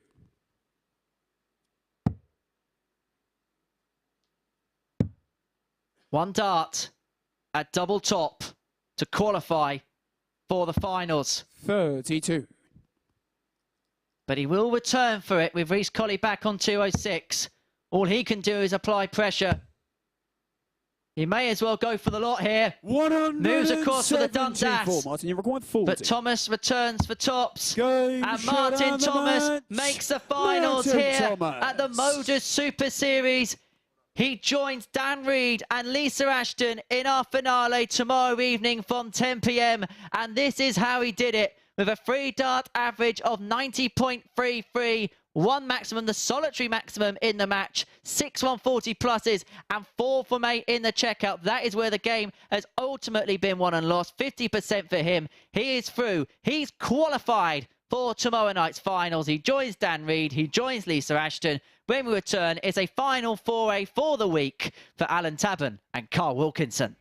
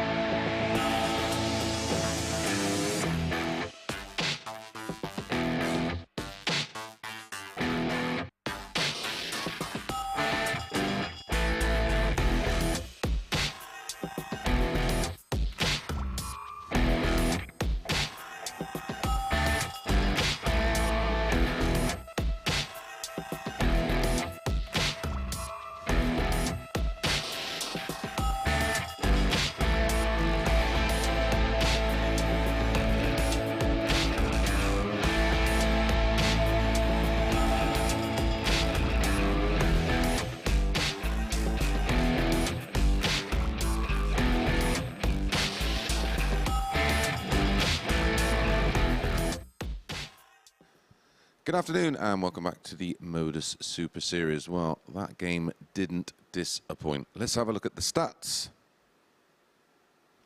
And although Reece Colley averaged 96.63, it was Martin Thomas that got the better of him in the decider. He averaged 90.33 in a real high scoring encounter. 4 out of 8 for Thomas was just enough to get the win and guarantee his place in tomorrow night's final. Let's have a quick look at the updated table. And as you can see, confirmation, Dan Reed joins Lisa Ashton in tomorrow night's final. And with that win, Martin Thomas will also be there. Of course, we'll find out the final 3 players to make up the 6 in tonight's Group B, up next it is Alan Tabern against Carl Wilkinson. And Carl won this tie 4-1 yesterday. He's been quoted at 10-11, 4-5 about Alan Tabern. There is one more match to bring you after this one, where we'll see the winner of Group C, Dan Reid. He will be facing James Richardson in the final match of this session. But don't forget, we are back at 10 p.m. tonight to conclude Group B. Well, I think Owen Binks is ready and the players are ready on stage. So I will hand over to our commentary team of Matthew Edgar and, first of all, Henry Deacon. Thank you very much, Chris, and many, many congratulations goes to Dan Reid and Martin Thomas for qualifying for tomorrow night's finals. They join Lisa Ashton, who won Group A on Monday, Tuesday and Wednesday. None of the remaining players in this match, Alan Tavern and Carl Wilkinson, can qualify. Dan Reid has won the group outright. James Richardson will also be eliminated come the end of his final game. So what we do hope is that now these players are playing with a little bit of freedom. We may see some good stuff from them. There's no pressure, no tension. 60. They can just go up and enjoy their arrows. We'll be casting an eye on the James Richardson game as well to see if he can turn his fate around. He lost all 5 games yesterday. He's 1 game away from winning all 5 today, which would be the ultimate bounce-back ability. Jared Cole in the same position.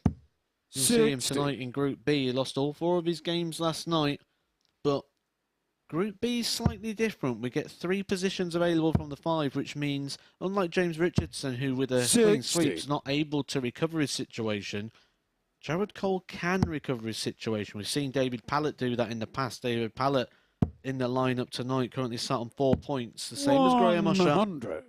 Justin Smith and Nick Kenny both in that group as well tonight. That has got really tight and tense, and Jared Cole actually starts the night against Graham Usher, and if he can get a victory, he could do a bit of a James Richardson. If he wins his first 2 matches tonight, I think he'll be back in contention if results go his way. That's the other thing. It's not just the fact that he's got to win matches. He's got to hope that certain situations also go his way. The fact that it's quite a congested-looking group may help him a little bit. He's going to need to slip up from someone along the line, that's for certain. But if he can win his first 2, maybe you force the error from 1 or 2 above. Well, leg differences are not in his favour, and Nick Kenny will have to play Justin Smith, who are both on 6 points, which means one of them will reach 8. 8 points is the most Jared Cole can get. So 3rd place is probably the best he can do, but 3rd place would be enough to join Dan Reid and Lisa Ashton. 84. Martin Thomas as well. So Alan Tabern on 46 to win the opening leg here with the throw. Alan, you require 46. Tops. Double 10. 26. There goes a beggar for Alan Tabern, and Carl Wilkinson returns to 122. Triple 18 for the bullseye. 74. Alan, you require 20. Will return. No score. Slips into the double 15. Carly require 48. Bust, so he's got no right to throw the next 2 darts. Carl Wilkinson will be hoping to see this out in 2 darts. 48. 16 for double. 2 8s. Game shot. 2 8s goes in for Carl Wilkinson. Carl Wilkinson. It's a break of throw. 24 darts. It's a leg on the board. Second leg, it's Carl to throw first. Got any more nickname suggestions coming through, Henry? I had a little look. 59. Let's see what's going through on Twitter at MSS Darts. And you can tweet my handle personally as well if you want. Keep them fun, keep them clean. 140. I'm getting a lot of shouts for the beacon again. I've got Lord Henry Deacon. No, not for me. 100. Another shout for the arch. Any more on the Hoover? 70. Nothing that I can see yet, but I'll have a little look. I think what we might do for tonight's session is set up a poll. You know, see who 85. fancies what nickname, and we'll go with that. I can tell you now, the Hoover will be the clear winner. 99. I wonder if we've got a Henry Hoover around here. Might be an addition for Comsbox Cam if that wins the poll. 81. Just put it on your chair and take a picture of it later for the socials. Do a better job on commentary, put it that way. 60. Thank you for your company throughout the course of the day, if you have been tuning in right from the very start. We return 10 p.m. tonight for the conclusion of Group B. Don't want to miss that. And like Henry, Alan will be wanting to clean this up. 50. Colley Rock 135. That's the closest I've thought about walking up and leaving following a pun this week. 77. Just in Alan, time you for require Justin 82. Smith might have been the one. 17 for tops. Game shot on the second And leg. it's a level game. Alan Tabern. Alan Tabern takes out the 82.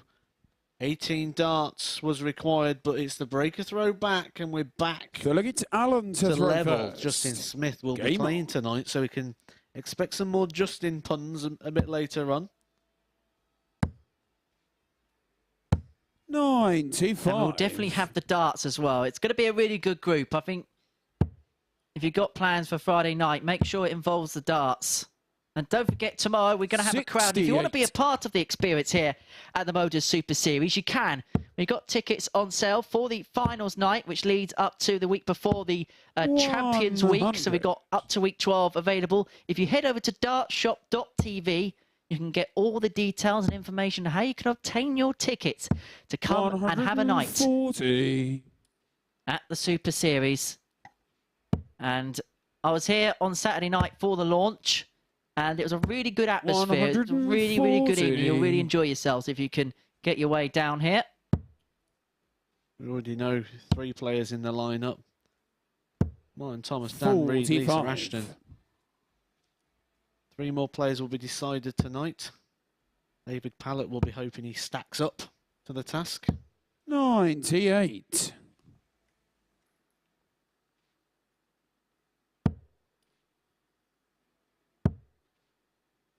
Well, we haven't seen a hold yet in this game. 26. And Alan requires Tabern 68. has got the luxury of time to ensure that we do in this, the third leg. But he's strayed into the single one. Went down for 25 for tops. 28. He could pick his options with Wilkinson back on the Richie Benno score. Chew, chew, chew. 21. Alan, you require 40. And up for tops for Tabern. Now, if he goes inside the Game double shot 10, the which he third doesn't, leg. there could have been a Alan call Tabern. to bust the score there, but he doesn't. Tabern opens up a 2-1 lead. It's the first holder throw in this game. Carl Wilkinson has the darts Cole to in throw the fourth. first.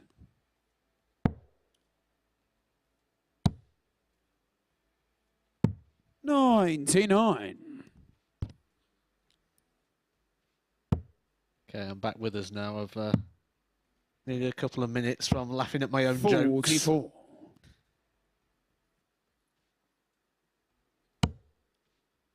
Commentators are told to do 2 things. Inform, educate, and 59. entertain. And the latter part is a very important part of the commentator's arsenal.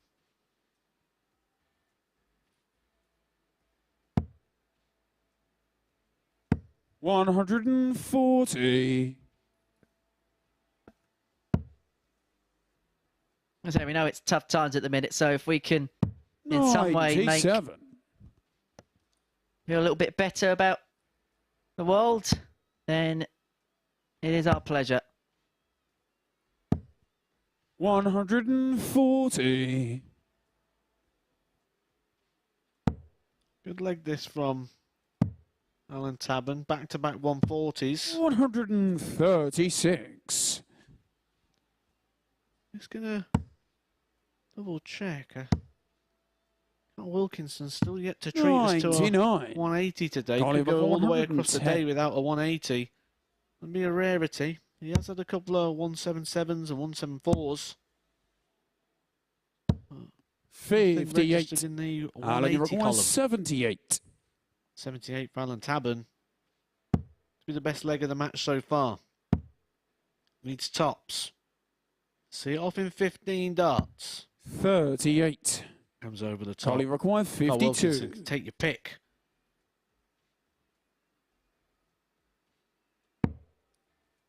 Chooses the 16s. Game shot on the fourth And that's flag. why he pings Carl it with Wilkinson. the first start at the double 16. It's a 52 finish for Carl Wilkinson. It's a holder throw when Alan was threatening to break. Fifth leg, it's Alan to throw That break first. opportunity Game on on. the 78 there. We look to serve it out. 60. Take your pick. Was that the programme presented by Des O'Connor?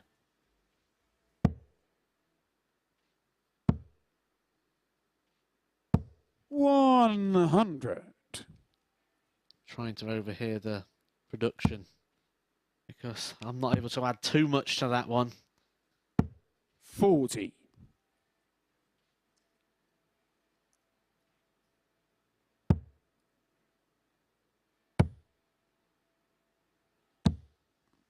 $140. He's gone for the 180, which is a rarity. He's been switching on those and just over pitched slightly. 140. The barrel sort of just looks very big.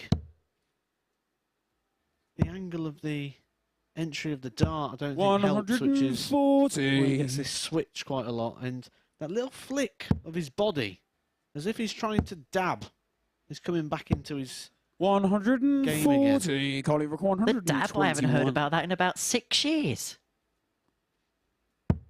Both players have fed off of each other here. 140, 140, 140, 140. 53. In successive visits. 121.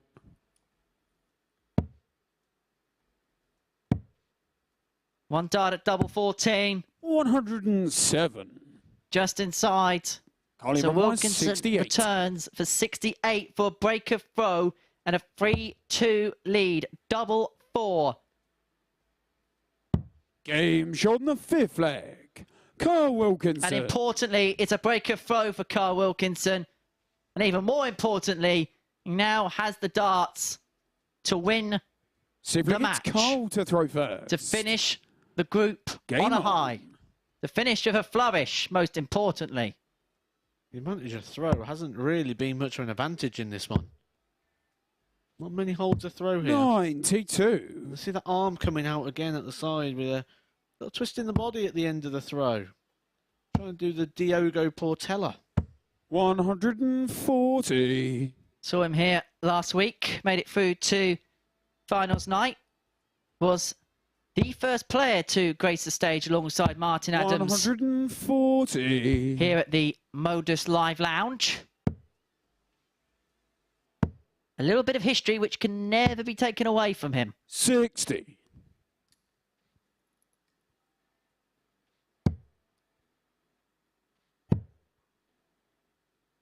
Needs to think. 102. Thinks well. Uses the 25 and the ball to leave himself to 167. Tabern with lots of work to do. 97. Colley record 167. Gives himself 6 starts at this. I reckon he's going to go for it. I reckon he'd have gone for the bull in that situation if he'd have got the treble 19. 82. Give us a champagne finale. Why not? In this situation,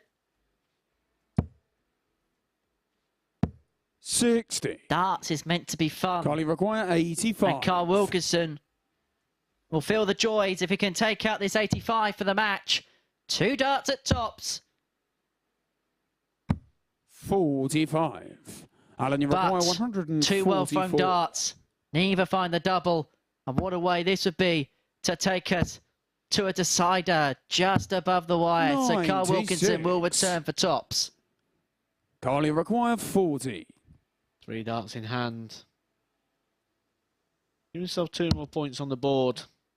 I'll just make prettier reading for Carl Wilkinson, and that it will do. Carl Wilkinson ends Alan Tavern's week after 25 matches. We have seen Alan Tavern. That should shake the ring rust off. We'll see what comes next for Alan Tavern, but it's a 4-2 victory for Carl Wilkinson. 78.49, the average was enough. We've got one more game left in Group C. That'll be Dan Reed against James Richardson.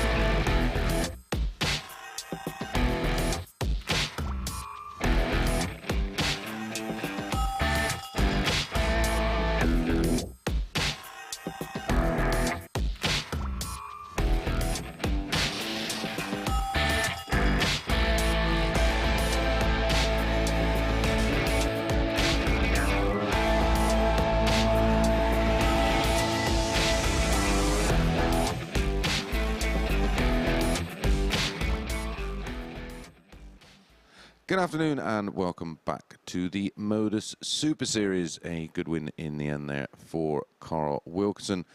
finishing his campaign on a high. If you would like to attend on Saturday nights, tickets are free. You just have to register your interest at dartshop.tv or follow all the information on our social medias, which is at MSS Darts. Well, one more match to bring you this afternoon in Group C, and it is our winner of Group C in action, Dan Reid, facing James Richardson, who is looking to bounce back in some style. Left himself way too much to do after yesterday's campaign, where he lost 5 out of 5. Currently, he is on 4 out of 4. So I think the players are ready. Owen Binks is on stage. Our commentators are ready. Let's hand over to Matthew Edgar and Henry Deacon.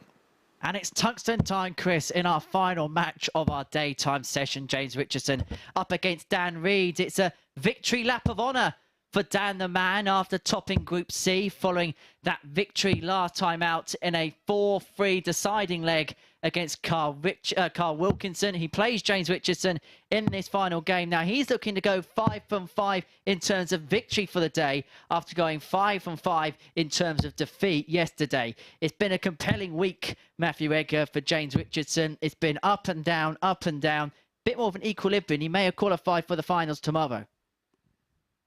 Sort of feel as well, this is one of those games that James is going to want to win. We look at the head-to-head record, and Dan Reid has a massive advantage on the head-to-head record and took a lot of big wins against him recently. Okay, first against Dan to throw first. We always say it's those big wins, those semi-finals, like Dan Reid's had 2 in the ADC, 2 semi-final victories against him recently. They're the ones that you remember the most. Both of those with a big 98 average. Winner on the ADC tour this year is Dan Reid in the British Championships. And 60. Let's just quickly reflect on what we have seen in this group today. It's been an interesting session. We've seen some really good stuff from players, and then we've seen some really inconsistent stuff from players. There's nothing inconsistent about that at all. That's the first max of the match. And it falls the way of Dan Reid. 60. But you look at, in terms of today, some players have put in some really good performances, and then there's been some average stuff. It's been hard to read at times. Hard to read. 190. Unintentional, I promise.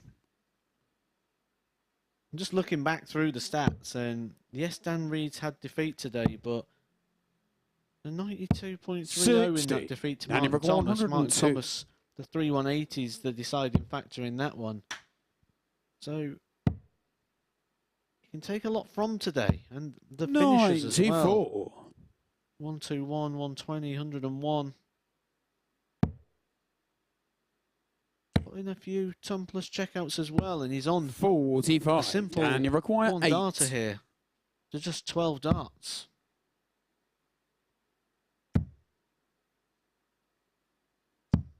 No score. But the darts at 4-4 come and go. He's got to get the luxury of time. Richardson all the way back on 276. 81.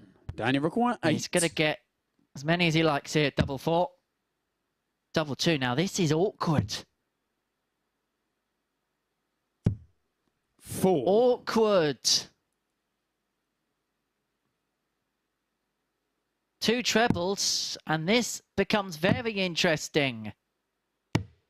95. He's himself on a ton. He's still an interested spectator. Because 2-2 isn't ideal. It's definitely not ideal now. Madhouse. No score. Madness. James, you require 100. He left himself on a double after 12. He spurnt 9 darts at it from there. And James Richardson wants tops, almost gets top stops. Dan, you require 4. For the ultimate steal, the ultimate breaker throw. And so Dan Reid stares down the barrel of 2-2 again. Game shot on the first. But this time he gets 2-2. Dan Reid. And he leads 1-0 against James Richardson in our final game of the day. Our final game of this Group C. Second against James to throw first. Just working out little bit of maths on my pad here. And that took 12 darts for Dan Reid to score 493. 96. Then took him 11 darts to score 8. Bizarre game at times. Welcome to 45. the world of darts. Let's have a little chat then about tonight's action in Group B. That's going to be our focus from 10 41. o'clock. So please do join us for all the action. 5-player group. Headed up by Nick Kenny and Justin Smith. But every player, as you mentioned in the last game, is Dan Reid, passing his 2nd max of the match. Nothing wrong with his scoring at all. But every single player will go into tonight feeling 43. that they can get through to that finals night on Saturday. And if you actually look in terms of the averages and statistics from the games last night, there wasn't too much separating each other. And that is seen in the points tally. We sort of just say no one's out of it, but 140. first game just really draws the attention. Jared Cole throwing first against Graham Usher. That is Jared Cole's last chance. He lost all 4 games last night. 140. You get the win there, though. He could make things interesting for himself.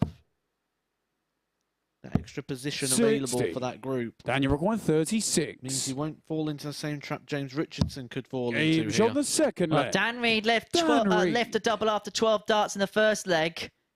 Did so again in the second, but this time gets it first time of asking. A 13-dart leg for Dan the man. And he's halfway towards victory.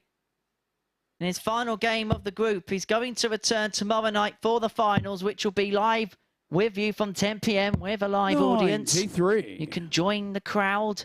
Dartshot.tv for more ticketing information for all the Saturday nights through to week 12. Dan Reid, Martin Thomas and Lisa Ashton are already there. If you head over to our YouTube channel, Phil Bars had a chat with Lisa earlier on this morning discussing that Group A victory, her game in general, and all sorts of stuff. Head over to YouTube for more information on that and to watch Lisa Ashton's interview in full ahead of tomorrow night's final, where Martin Thomas and Dan Reid will join the party. 3 more will join from Group B later on this evening. So don't forget to join us. 10 p.m. this evening. Put it in your diary. 100.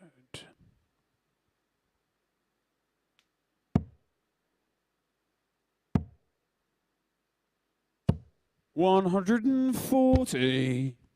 Just be so James Richardson-esque this week if he turned this around and took the victory. 58. 5 in a row. James Rook Winning 5 in a 144. row. A little bit of work to do though for that. Dan Reid has the breaker throw in the locker already, so we'll have the chance just to serve it out. But this is a chance for James to get that break back. But he's going to need to find 2.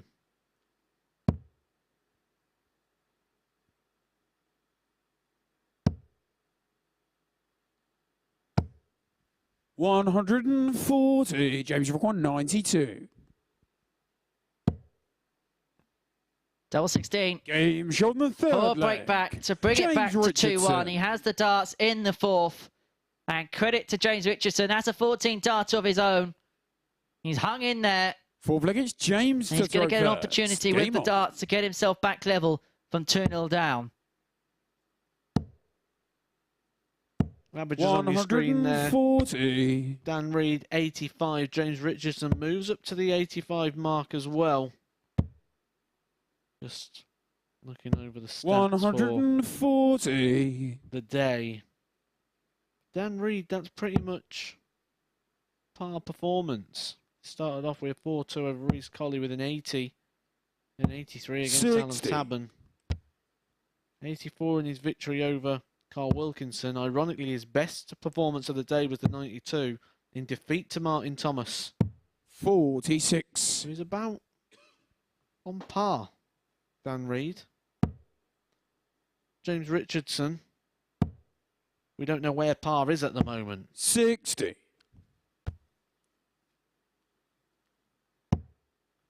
They're getting more suggestions for nicknames. How about Henry the Dartist Deacon? 100. Doesn't work, does it? Still not as good as the Hoover. 90. That one just cleans it all up.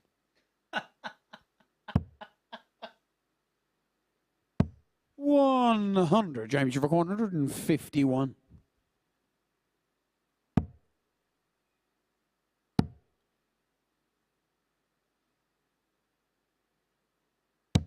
Reed 81. can And you've got clean this up. 115. Will be another breaker throw.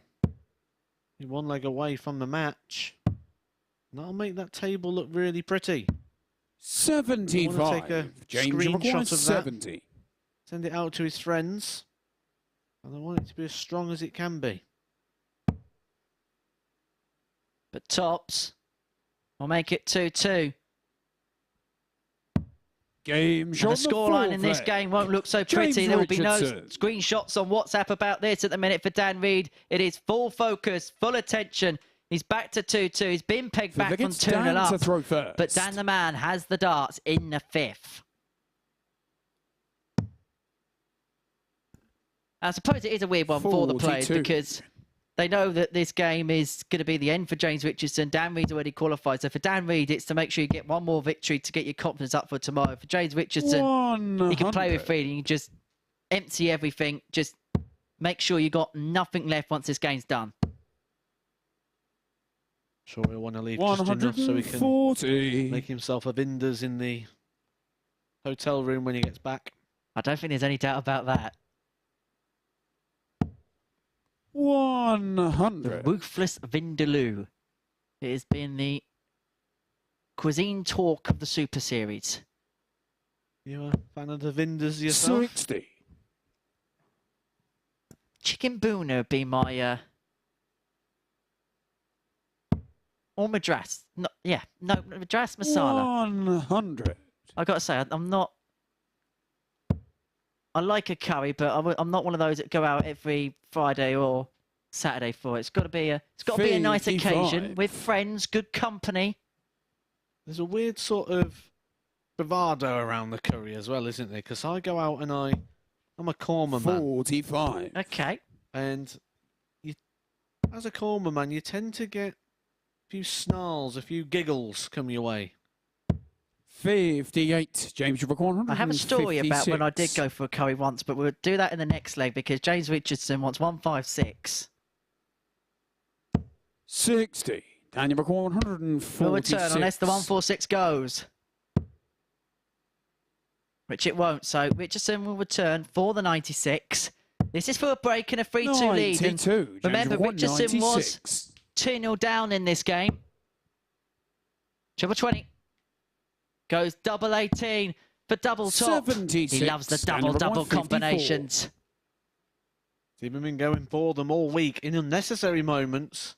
Dan Reed just needs the Game one shot double, on the and that's fifth what he leg. gets. Dan Reed. Takes a 3-2 lead. It's hold a throw. 20 darts it took, but he moves closer to that almighty See if it is James screenshot to throw first. when we talk about that he can send out to his friends. 140. Good start for Richardson with the throw. Needs to win it to stay in the game.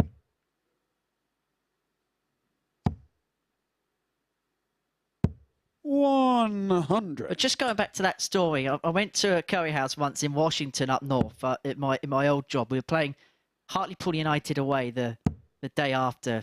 I've ordered my usual Boona. 100. I've gone to the gentleman's room, and as that happened, the curries came out. And so I may have got mine swapped. So instead of having a chicken Boona, I had the hottest Vindaloo I've ever had in my life. 140. James Richardson would have been a big fan of that. Maybe we've just found your nickname. The Vindaloo. 43. James, you've got 121. Doesn't have to go for the bullseye. 96. But you may as well do in this situation, James. So he'll return for 988 to take us to the final leg, the final game of the day. But Dan Reed gets a Dundas to leave 84. 17 double four is the MO for James Richardson. He loves the double 18, so he decided he wanted to go next door to double 4. And we go all the way in our final game to the final leg here in Group C. Drama to the very last dart. 60. And remember, the darting drama continues tonight, 10 p.m. We conclude Group B. Please do join us for that, because it's going to be an exciting and exhilarating finish. 140. James Richardson is a player that I bigged up all week for being a heavy hitter on the 180s. And I'm just looking through that column today. 100. And he's only hit 1 in the entire day. That one came in game 2 against Carl Wilkinson. 81.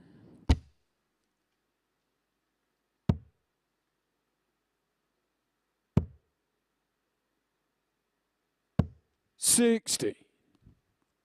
If you're Dan Reed, as soon as you exit this building, what will you be doing for the rest of the day, and then your preparations tomorrow to come back for finals night?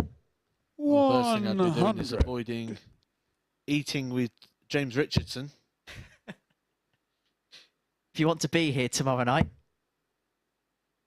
If you want to feel comfortable. We're just saying about 180s. Dan Reed finds the third 180 of this match.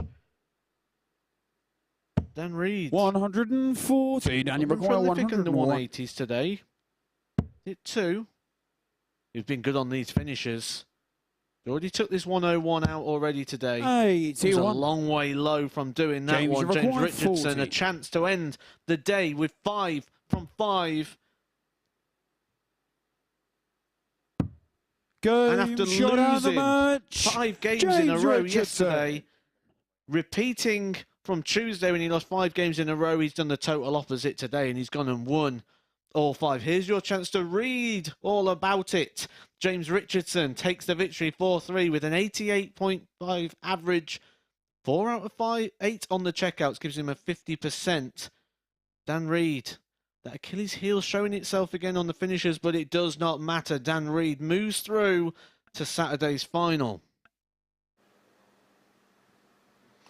Thank you very much, chaps. Well, a defeat in the end for Dan Reed, but what a day for James Richardson. Twice this week he went throughout the day without picking a win, and he did the same yesterday, and today he goes through the card unbeaten. Let's have a look at the table and how this Group C finished up. And confirmation, Dan Reed is our winner of Group C. Lisa Ashton was the winner of Group A, and Martin Thomas, runner-up in Group C, joins those two in tomorrow night's final. Good few days for Wilkinson, Reece Colley and Richardson in the end. Well, it was a good day for him today, and Alan Tabern at the foot of the table. So we know 3 of the 6 in tomorrow night's final. Lisa Ashton, Dan Reed and Martin Thomas. We'll find out the next 3 in this evening's Group B. Let's have a look at the table for that one. And there we are. Nick Kenny out on top. Justin Smith in second position. Graham Usher in the mix, as is Dave Pallett. But Jarrod Cole, like James Richardson yesterday, didn't pick up a win last night. But this group is a little bit different to Group C, of course. There's only 5 players in the field, and it is the top 3. So a possible 8 points up for grabs for Jarrod Cole. If he wins all 8 and or gets all 8 points and the results go his way, he could well still manage to get a place in tomorrow night's final. Our opening match this evening is Jarrod Cole, and he will be facing Graham Usher. We're back at 10 p.m. We'll see you then.